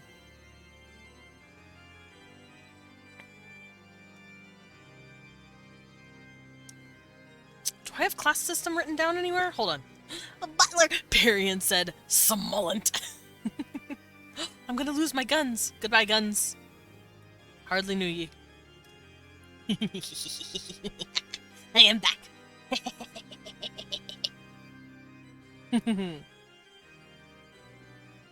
Alrighty. But yes, we have covered all of that. Funeral, Trading Alliance, Warring. Oh, right. Where is it? It is not here. It is...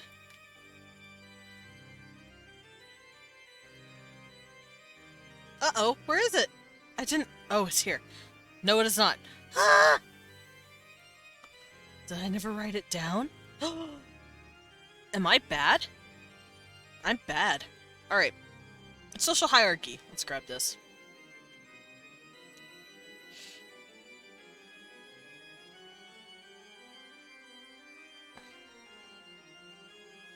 So I'm gonna bring this up here, like that.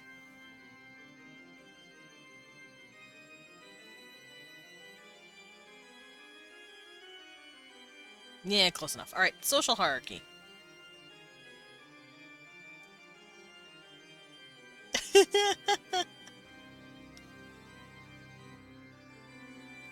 Paladin disarmament, yeah, he took my guns. Ah, I see Amy. Amy said, I give you back your gun. Thank you. Thank you for my gun. I am appreciative. Here is my gun. Wait, hold on, let me... I'll raise it a little higher for you guys, so you can see it. Gun. Oh, hold on. Alright, we're good. That's so cute! What the fuck, Fangy? That's adorable. What the fung?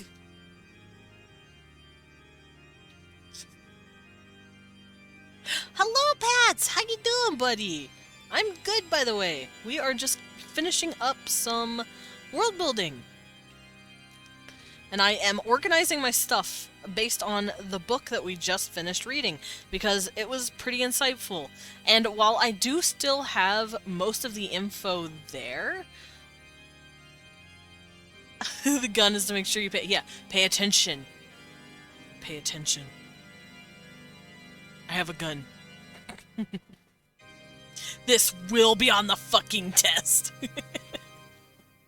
This is on the syllabus.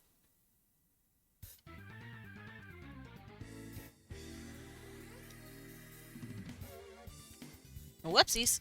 Alright, so festivals, birthdays. I think I'm going to do holidays as well, just to have it there.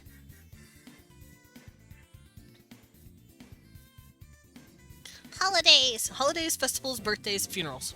Although birthdays would probably go above that, wouldn't it? Because it's personal. So birthdays, holidays, festivals, funerals. Maybe rituals as well.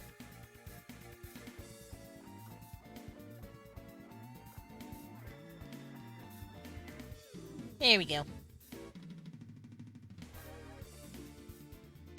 And I'll put this down here.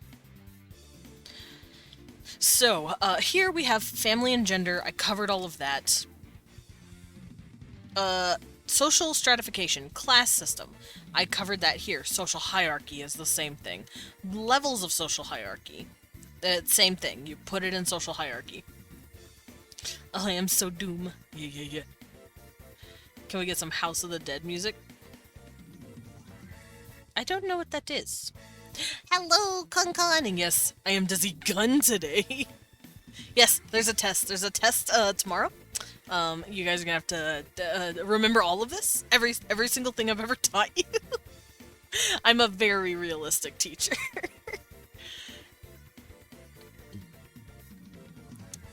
I bet you guys could pass a test. Alrighty, yeah, the class system and levels of social hierarchy is right there. Advantages and disadvantages of being on the top, advantages, disadvantages, that could just all be in there. Social mobility, that could also just be in there.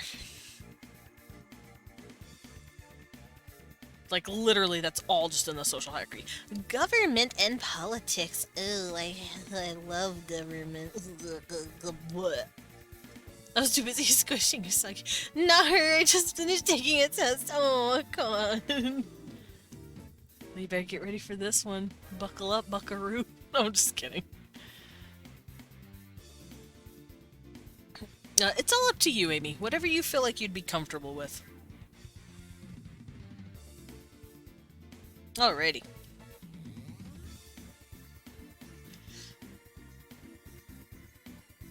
So, I've covered social stratification, all that good shit. Now we can cover government. Economy, legality.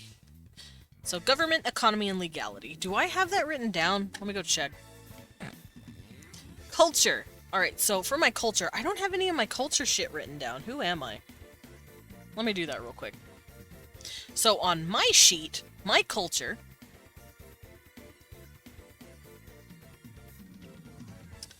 it has naming conventions,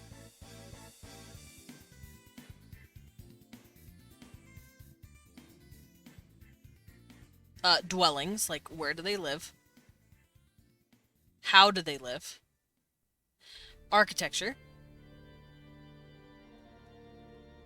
I don't remember writing any of this down. If I have, I can't find the sheet anymore. It's missing.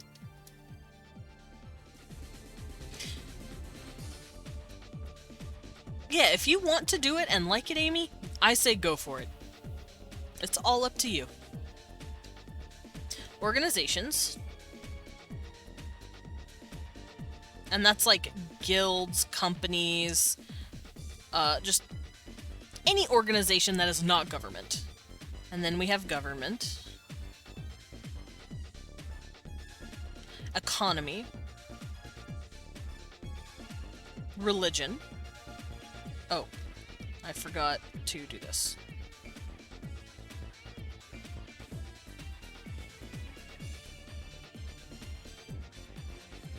And then magic, of course.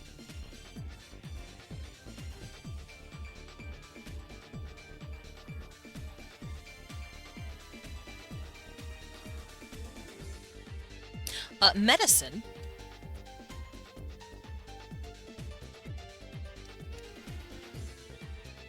Education.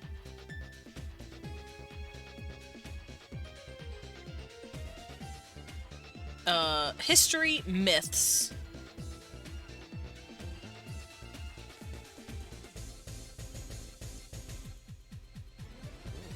Laws. Traditions. I love the sound of my tablet when I tap my little pen on it. It feels so nice. Need a power of your balls later for Oberon. Yeah. Rub Khan's balls for good luck. Or, I guess, fluff his little ears for good luck. Customs, values.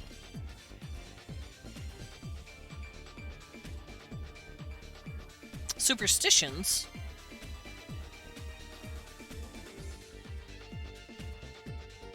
Oh, you know what the sound reminds me of when I'm hearing the tap? It took me back to a more primal stage of my life, which is why I think I like the sound, but it took me back to, let's say you're in high school or grade school, and for some reason you have a single sheet of paper on a desk because you're taking a test or something, and you're hearing your pencil tap very gently against the wood underneath it. That's what the sound is reminiscent of, and it took me back to high school. It's a very satisfying little tapping noise. It makes my earlobes happy for some reason. I just like the sound of the tapping. It's kind of like hearing a woman's heels clicking. You're like, ooh, nice crisp little tappy sound. Like, I just like I like little noises. Hear me out. I like the little noises. Alright. Taboos. Sorry about that. That was a tangent. Anyway, tools. Tools for use. Weapons. Relics. And then, sadly, I cannot fit it here, but transportation.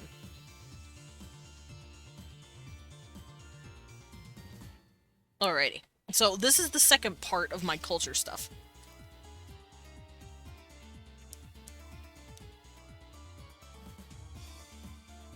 So we're going to organize this part of my culture. So dwellings and architecture come together pretty well. Organizations can be their own thing. Government. Okay, hold up. Government and politics. So government, who is in government, services that they give, discrimination, what does the public know, what does the public not know? That doesn't really cover anything extra. That's just anything you could put in the government category. Economy, the economic structure, how do people trade, major industries. Oh, economy could work with organizations. I have an idea. Okay, organizations can technically go under economy, because usually organizations have to do with the economy. And then religions has to do with other stuff as well. Such as myths. And then philosophies. Because remember, those were all together.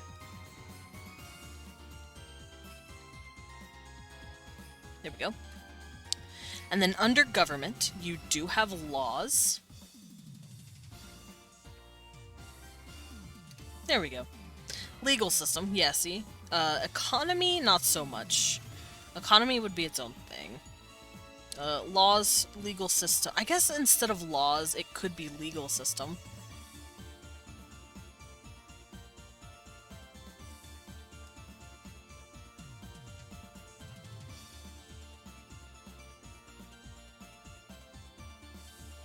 Then the economy and its organizations. So legal system, laws that are in place. Under that, maybe enforcement and punishments.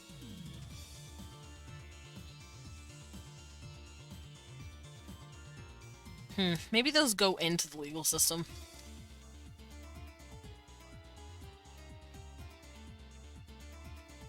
Oh, I know.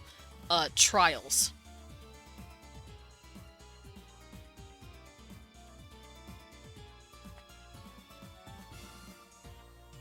Laws and trials. Trials will cover enforcement as well as punishment and conviction.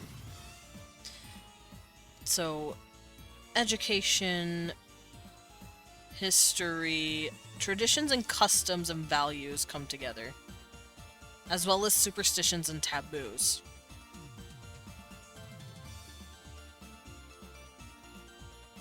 Those are all the same thing. So we covered legal system.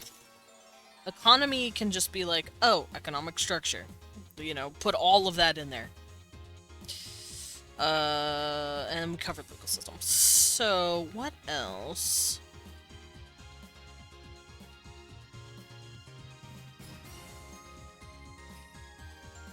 What else do we need here? That's not it. Aha! Religion. Religion is part of it, so we're gonna scoot that over here and look at religion. I was an enforcer once. Then Amy stole my job when I died. Amy stole my fucking job.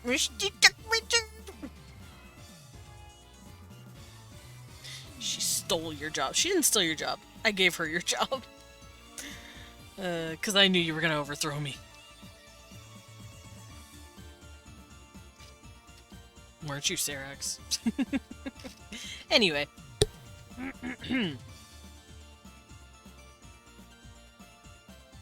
We're gonna scoot the government and the legal system up. I'll worry about the magic system and medicine. I'll put it in your religion, because they kind of go hand in hand sometimes. Economy and organizations. Education and history can be over here. There we go. So, religion, myth, and philosophy. Type of religion, we have that here. A myth or philosophy. Core beliefs, we'll cover that in here. Explain the existence of evil, beliefs about life and death. Yeah, all of that is in religion. Oh, religious hierarchy. Could do that.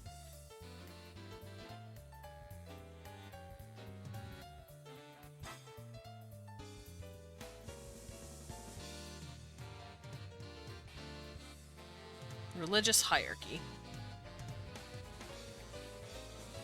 Also, I just thought of something that neither me nor the book covered.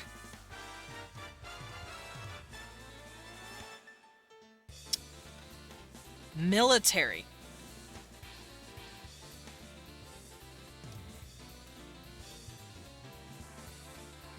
I'm gonna write down some military shit. I'm gonna put it under government, because typically military and government, they kind of go hand in hand. Military is, well, okay, military can be a private service. But typically the government is in charge of the military.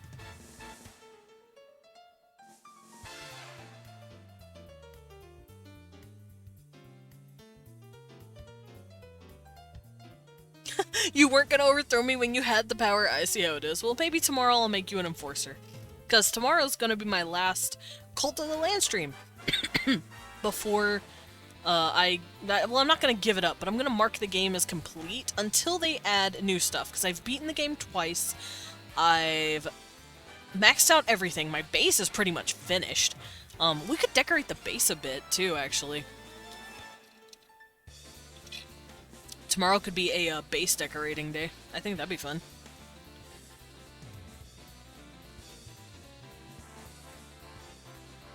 Aw, cute. Amy, you're cute. Alright, so military. How does the military work? Who is in charge? Who enforces it? All that good stuff. So we'll cover all that in a bit, because I haven't covered military at all. Anyway. Is it the slightest hint of affection? Yes, Amy, because you're very cute. Mwah.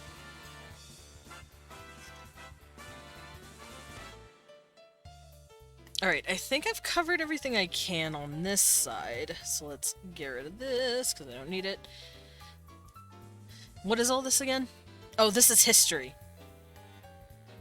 Right, and I have history right over here, so. Yeah, right here. So we're good. Alright, so yeah, I've covered everything in there. But now that I have all this, I need to organize. So let's reorganize my shit.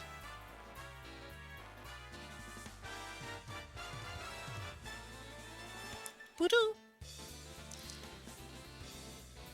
Alrighty.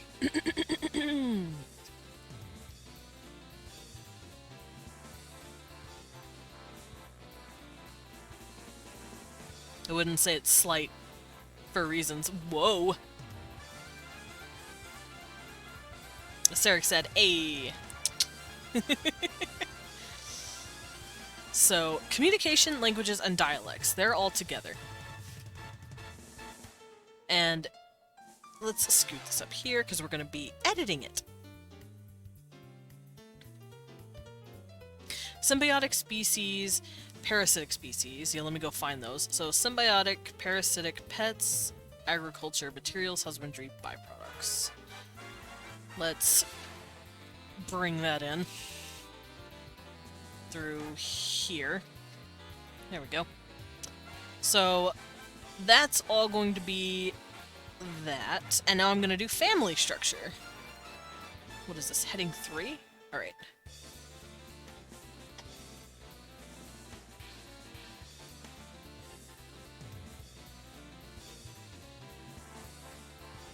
Or maybe I should call it relationships.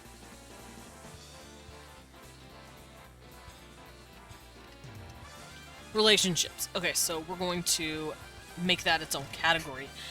And we're going to bring in family structure, familial roles, which you can see here. We're going to start doing that. Whoa, I got a shiver. That was freezy. So, family structure.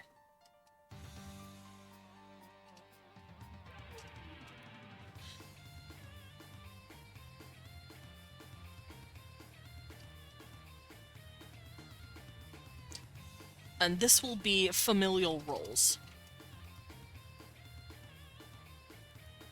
AKA, is there a mother? Is there a father? Is that... Ah, la Asalia! That is pretty! Oh, I see. Can I have some pronouns, please? Am I overdoing it again for the shippers? The shippers.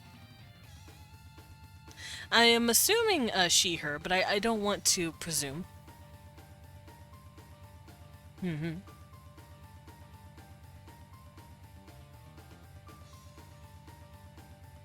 Yes, welcome in, Asalia. If you could hand me your pronouns, give them to me. Make a fey pact with me. No, I'm just kidding.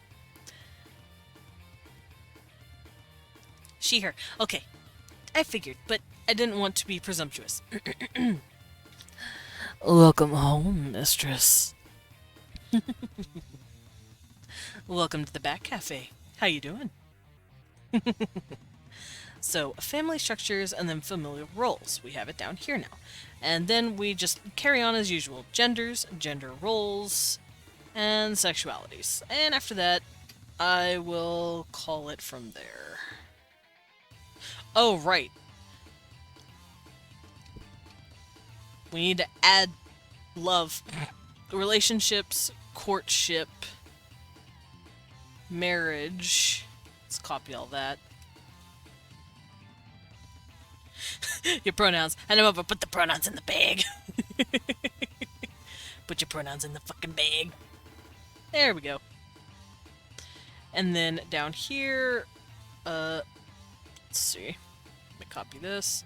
So relationships, courtship, partners,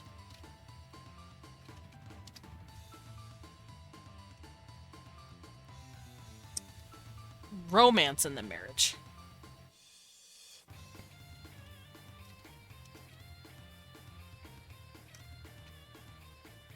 There we go. So those are all good. And then we have familial structure. I'll have it a little spaced out just to make it look cleaner.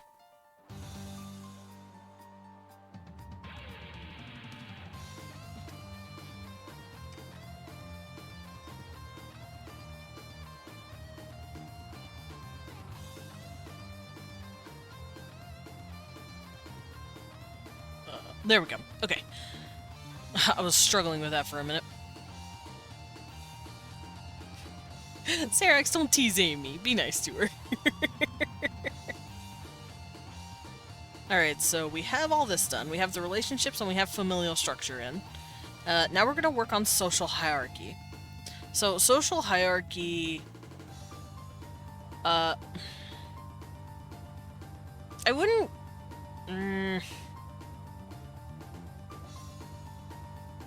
I wouldn't go into too much detail with that, like the book did.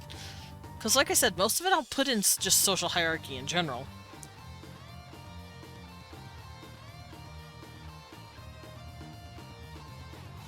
If you guys want to keep flirting, you can do it in DMs, you nerds. Unless you're doing it for a bit, in which case I'm just gonna bop you both.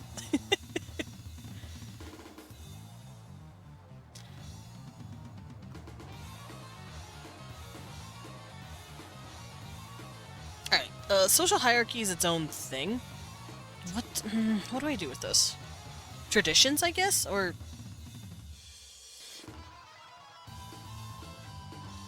no. Bonk. Ah, funk. Cute. Bonk. Technically, this would be the start of culture, as we know it. So I'm gonna get rid of that. We're gonna plump it here. There we go. There's an ocean with their name on it. Ocean. That's where cuties go, in the ocean.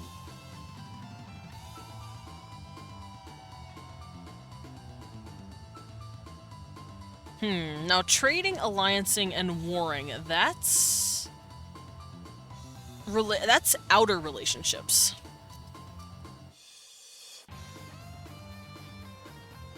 Hornant.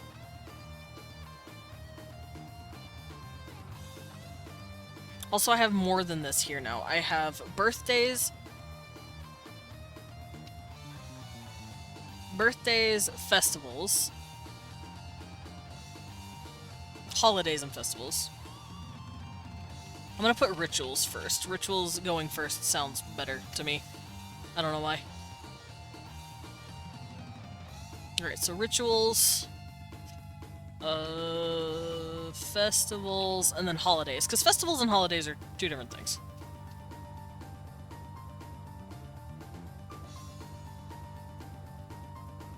There we go. I could barely swim. Oh no. Well, and so they drowned. Goodbye, you two. I hardly knew ye, and by that I mean I knew you for 5 months, at least. Actually, Amy, how long have I known you? Hello, Bunny-chan! Welcome in! How you doing? Yeah, I don't remember when you followed me, Amy. Hold on, let me peek. Let me take a peek at you. Since June. Oh, about a month before Serax. Nice. Or after Serax. Serax is a month before you. There we go. Good, how about you? I am good!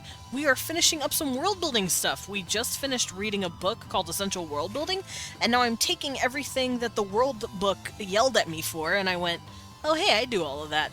And and now I'm making sure my stuff is a little more organized because I've realized my stuff's kind of all over the place. So I'm cleaning it up. So, funerals, boop. And then after that, I would say trading alliances and warring. Would you guys put that in relationships as well? I consider it a relationship. But interpersonal relationships, like cultural relationship. Slightly longer because name change? Does it count you before name change? I thought it counted you for name changes. Also, it is 50 degrees. Wait. Skip to my loo. Give me my blankie. Yeah, that's a cat. Oh, he's stretching and being cute. He is rolling around like a cat. Alright, I'm gonna grab my blankie because it was in Leon's chair. Oops. Sweetie! Aw, wake up. Wake up, Sam. It's okay. Calvin! Aww. They're so cute. Cecil's being so sweet with Wee One. I wish I could do that. Leon is able to snuggle that cat, and he is nothing if not loving. But if I try to snuggle him, he tries to rend my flesh asunder. It's like, what is this fucking biased-ass bullshit? I love you too, Kibby. Let me love you. Leon can get away with so much shit.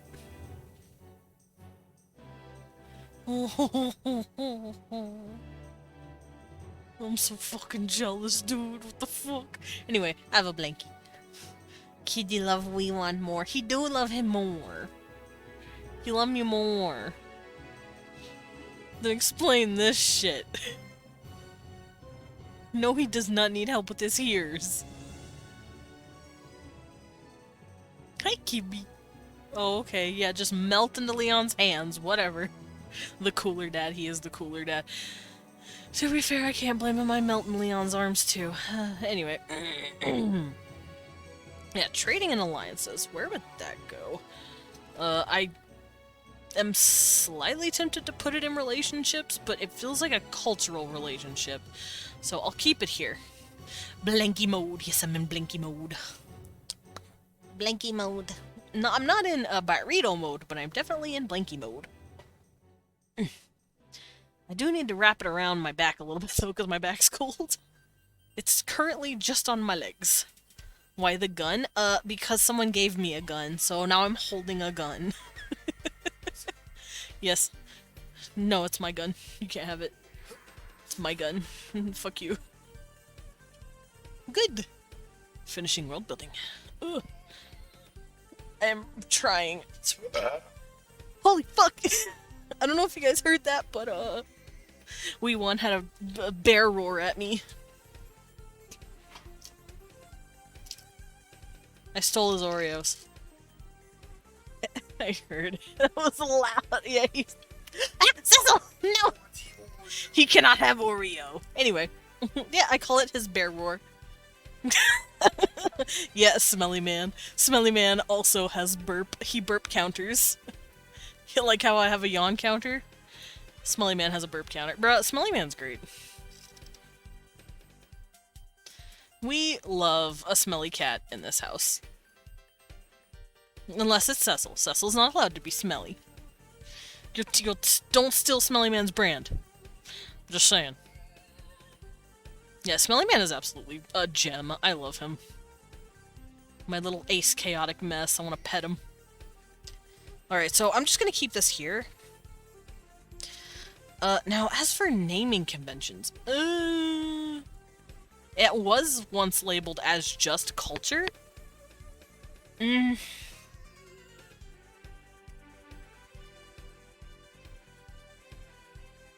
Also, I can get rid of this. Give him soda. Smelly's burp count is very high. Yes, I've been there for it. I've added to the burp count. It is very high. I know Koji does the same thing. Kibby. He getting petted. He getting petted real good. No, Cecil, you can no habby. Cute Kibby. Alrighty. But yeah, we're gonna finish organizing this real quick. So, naming conventions is right here. What would I label that as? As Desmond threatened me. Oh, because there's a test tomorrow, Lillian. Did you study? There's gonna be a test tomorrow. This is to make sure you guys pay attention because there's a test. I hope you studied. Yeah, I studied. Are you sure? Okay, what's 2 plus 3?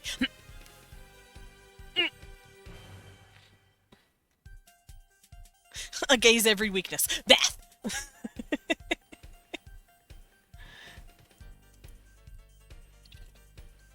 I'm a fail.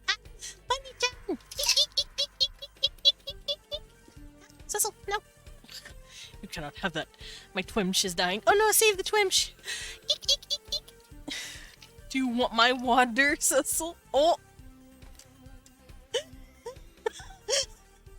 Yeah. Cecil's... Okay, so I'm thirsty and my cup is empty. But, I'm using my water bottle because I have extra water in reserve. And, Cecil is papping and licking at the water that is coming out. I'm doing it very slowly. Cecil, are you thirsty? Cecil, you have... You have a full fucking bowl. He has a bowl of water. He does. It's not low. I checked it this morning. Unless he fucking scarfed down some water this morning. I checked it. It was fine. There is now hair all over my cup. There we go. Thirsty. Sippy, sippy for the kibby. Aww. Cute boy. But yeah, he decided to stick his whole ass head in my cup. Ugh, jeez. Silly cat. Thirsty for Leon's attention, maybe. He loves you, babe. No, okay, but even if he loves us the same, he clearly shows favorites. He does show favor. Are you kidding me? I cannot get away with half the shit you do. Anyway. So, what are we gonna call this? Because it's technically culture, but it's like... aesthetic? Art? Flavor? I'm gonna say aesthetic. The aesthetics of the culture, like the naming conventions, which is the language. Oh. I have an idea. Hold up. I have an idea.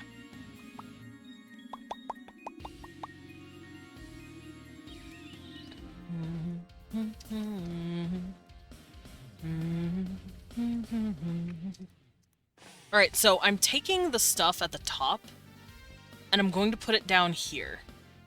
Not at culture. Where is it?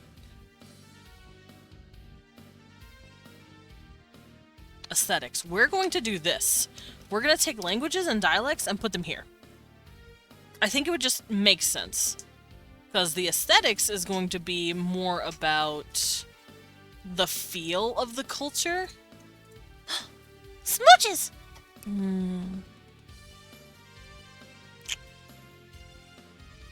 Wee one gave me smooches. I scritchy his chin. Alright, so yeah, we're gonna move the stuff up here. I'm going to remove, and we're gonna bring down here. Where is it? Here. Because it just makes a little more sense for me. And then architecture goes with dwellings, as you can see here. And then we can work on government stuff. Also aesthetics. I might cover art. That was a loud smooch. Hell yeah. Damn, this back gay. Good for him. Hell yeah. Got the good smooches.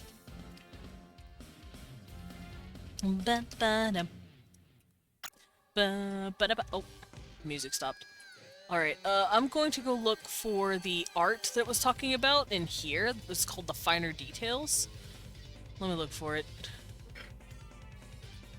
Not here. Not here.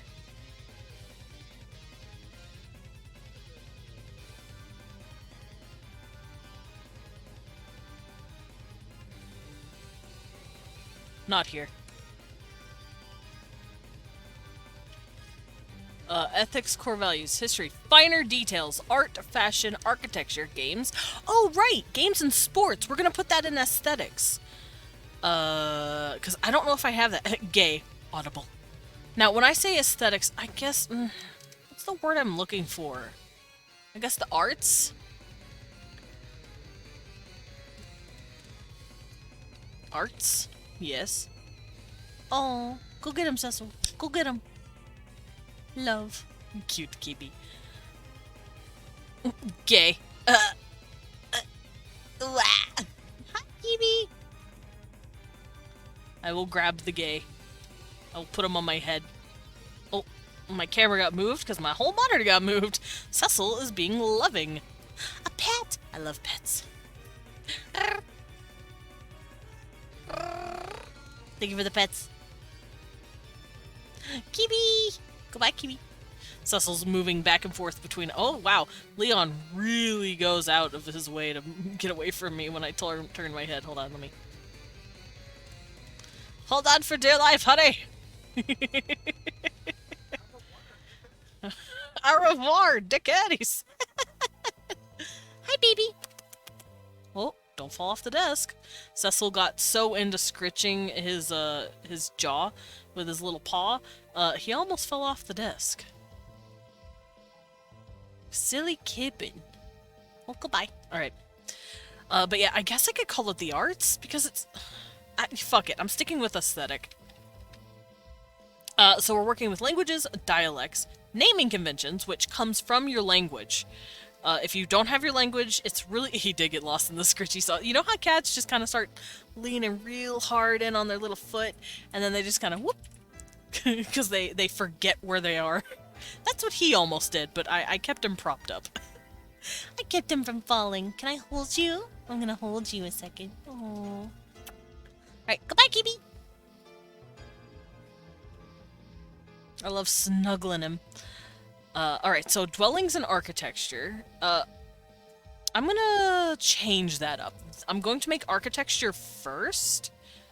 Architecture, and then I'm just gonna call it buildings, not dwellings. Like, what kind of buildings do they have and what do they need? Starts critching, and then just collapses. Yeah, you just scritch so hard you fall over. Well, Cecil was on a desk when he started the process of falling over, so I had to make sure he didn't fall off the desk. I didn't want that boy falling. Alrighty, so that works pretty well. What's in here? Government. Oh, right, we go to government next. History, finer details, fashion. I have fashion as its own thing. I might make architecture its own thing. I too fall over if I get scratchies. We one's the same. I petty him, he fall over. Yeah, you. Wait, oh, you want to test that theory? Come here. How about I pet you? You are fighting it so hard. Hi. Oh, you did sleep a long time. That's true. Leon, okay, hear me out. It was raining and it was really nice yesterday, and Leon was fucking out. This man had some sleep. But do you feel good? Did it feel nice to sleep that long in the nice rain? Did you wake up forgetting your own name? He can sleep. He did sleep. He fucking sleeped. He passed out for like 10 hours, 11 hours. He was like, I'm fucking dead. He was eepy. But he woke up real rested. He's like, oh jeez, what year is it?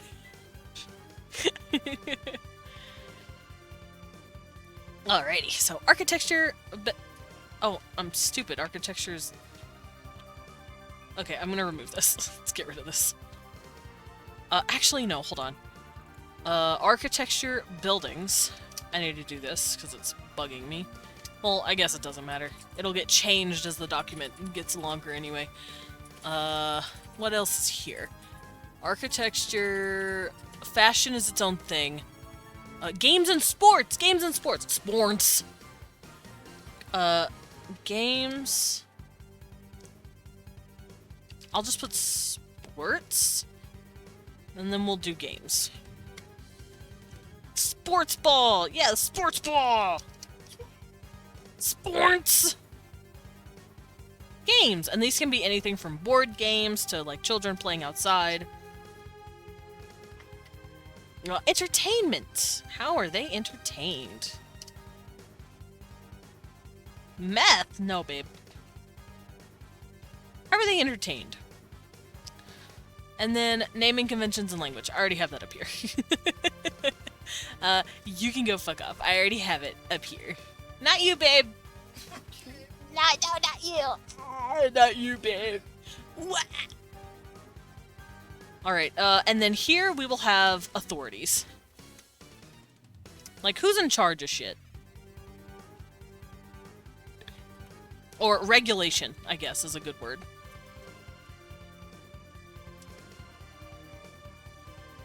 Authority and regulation. So we'll make that a title. See, we're getting so much more now. Look at that. Yay! Go sports! Sports! Sports! Sports ball! Alright, so organizations, good. Government, good. Legal system, I don't know if I have any of that there. Let me look for laws. I do have laws, but we don't need that now. I can get rid of that. So, government, organizations, or I guess organizations goes under economy? So I'm gonna get rid of that. So, government, legal system, and then laws in place, and then the legal system is, I guess, what's to do with...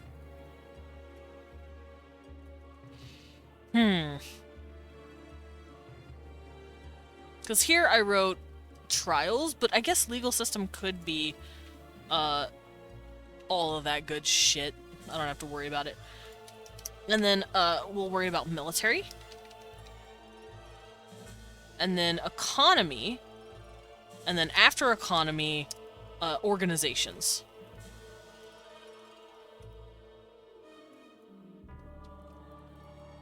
There we go. And then after that, we start covering religion. So religion, religious hierarchy.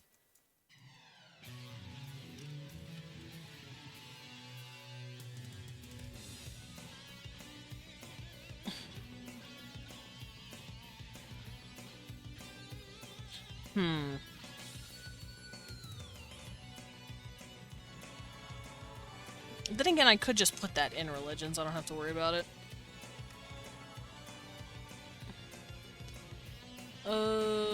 Myths. That's right, myths. We already have myths.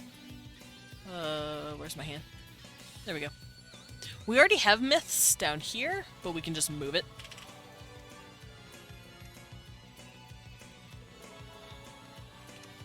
And I also want philosophies, because I honestly wasn't really thinking about philosophies. I ain't gonna lie.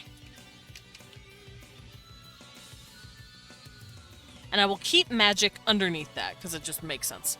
And medicine would go under that. Because for a long time, especially in fantasy settings, religious authorities as well are also considered like healers as well. And teachers, which is why they're all here.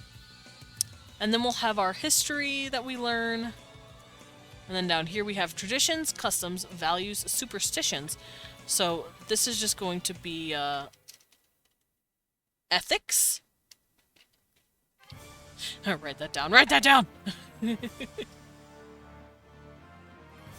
So traditions, customs, values, superstitions, taboos, and then after that we have items that we can use.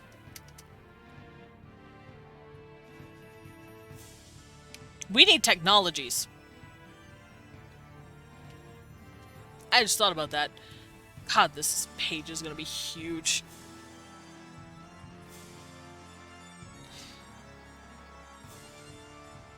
Alright, so I've finished covering all of my stuff. So we're gonna go look and see what they cover. Again. Because, like I said, some of this stuff I just straight up don't have. I have history, I have finer details, so I don't need that. This is religion, and we'll cover all that later. This is value and ethics, basically what we have here. Your traditions, what they do, their customs, their values. How does the mainstream express their values? We could just write all of that in there. We don't have to worry about it. Ethics, what is right and wrong? I mean, it's technically, superstitions and taboos. So, superstitions. I could put politeness. Let's do that. So, superstitions. Politeness? What's a good word for that? You don't need more notes. It's fine. Lindo needs more notes. Niceties?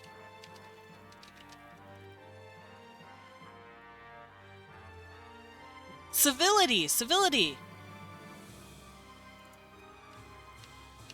Civility is a good word. That's like your politeness in good company. Or should I come up with a better word? Hospitality is a good word, too. Courtesy? I'm thinking of stuff that, like, means you're polite. You know, like, don't burp at the table. Like, you know, stuff like that. Etiquette! Etiquette! Manners! Manners! There we go. Jeez, I knew there was a word for it, but I couldn't remember it. Although, hospitality is a good word to use, as well. Like, well, then again, what if they don't value hospitality? So etiquette. I spelled etiquette wrong. Woo! Thank you, Google. So, there we go. We got our ethics down.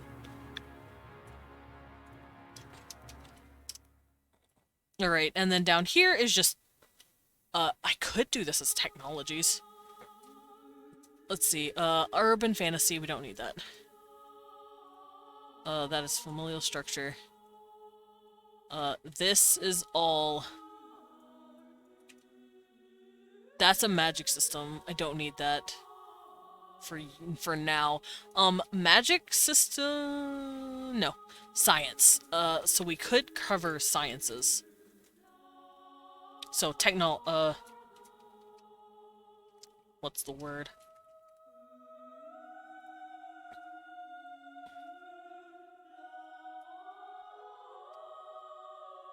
I'm gonna call it advancements, because that makes the most sense to me. So let's copy this. Now, as advancements, what are their sciences? Because we don't really need to worry about writing all this stuff. Because, like, how much do they know? Does science not exist? Does the science here not exist on our world? That could all just be covered in here. Sciences. And then we can cover technology, which is in advancements. So, their technology level.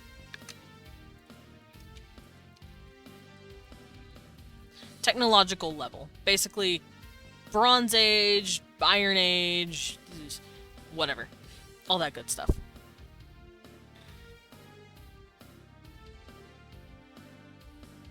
Travel. We have that here. Transportations.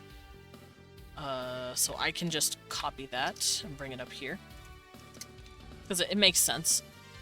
How do they travel? Do they teleport? Do they ride on horseback? Do they fly through deep space? Communication. How do they... long-distance communication, specifically.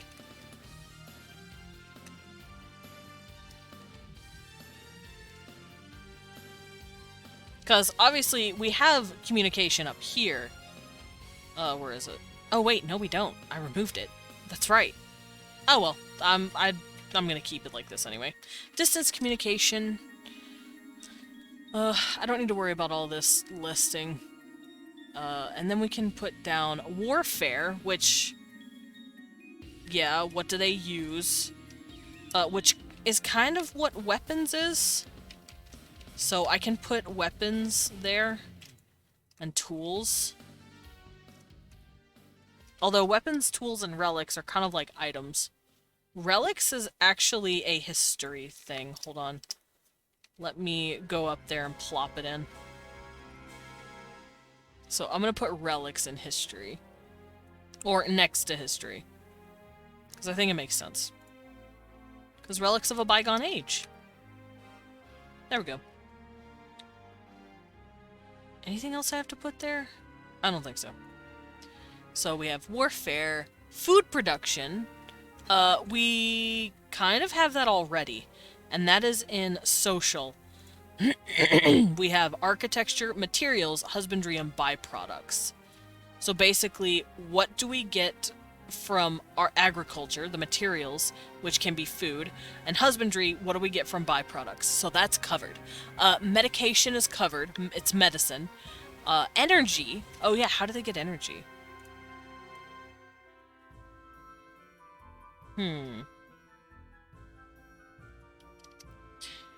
Should I? Now that I'm thinking about it, I think I should move medicine down. And I might do education as well. You okay, babe? Okay.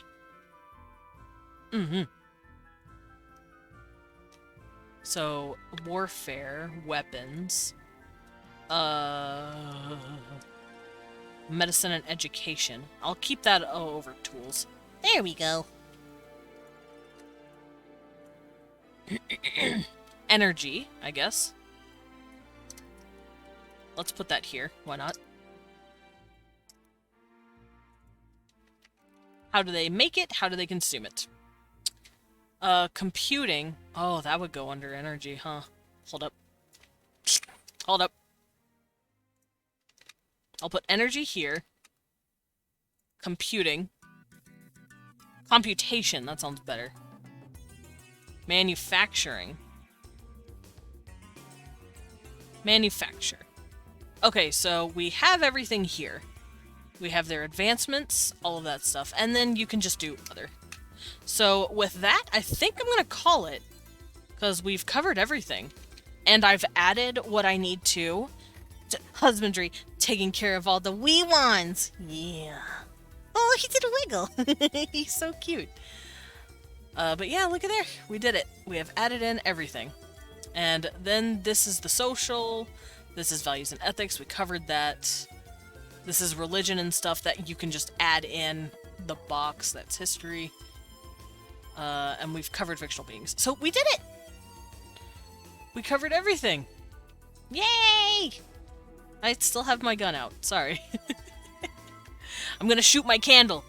I'm gonna shoot this poor, defenseless candle. Nah, I'm not gonna do that. But, yeah, I'd like to say my sheets are filled out and they look very nice, very clean, very organized. Especially with all these new little sections that I've created, thanks to the insight from the book. Now, I didn't add in too much new information. I did add in the advancements, though, because I had none of that, because I'm dumb. Well, I'm not dumb, I just didn't think about it. A Wee1 gun! I see, Wee1 gets a gun. Wee1 gets to have a gun before we close out. Here you go, babe. Here's your gun. I know I give you your own gun. I go, 'cause you have a gun now. He said, oh. But, yeah. Us gays are gonna call it here. I'm very proud of how this looks. And I'm very excited to use it in the future. Later, we're going to be covering language. Master has given Dobby a Glock! Thank you, Lilin. You dork. Alright, so we're gonna hop over to chat. I'm gonna... When you're cute. I'm gonna... Hold on, let me move my gun down, because it looks funny. Alright. Master has given Dobby a Glock. Blam! But, yeah, thank you guys so much for hanging out today. And watching me fumble around with this thing. I had a lot of fun. I ain't gonna lie. It was really nice to be able to go through all of my cultural stuff and go, Oh god, this needs updates. because it did. All of it needed to be cleaned up, and I think it's a lot better now. I think I'm ready to take on new people starting next week, or the week after. Thank you for the stream. Yeah, thank you guys for staying here. Oh, my back. Oh, that would be awesome. Wee1 wants to join for one. One day. One day. But yeah, we're gonna hop out and we're gonna raid out. I'm gonna threaten whoever we're raiding to have a good time. Oh. Oh. A gun. A Glock. So, who we dropping in on? Who we raiding? Oh, I know! I haven't gone to raid them in a while. And they're very sweet. So, who wants to see some spooky stuff? Because I have a little, I have a little Razzie here. Have a good time. This is a threat. Yes, exactly. Let's go raid Razzie. He's a very sweet little raspberry VTuber, and he's so cute. And I'm glad to see that he is around. Ah! Okay, I was about to say, he's not loading for me. Help! Alright, so, here is your lovely little raid emote message that you can spam at him. If you don't have the emotes, that's perfectly fine. You can use the Bat Rave. And I want you guys to give him a little group. Oh, wait, I think he's sponsored. He's being sponsored right now. Nice!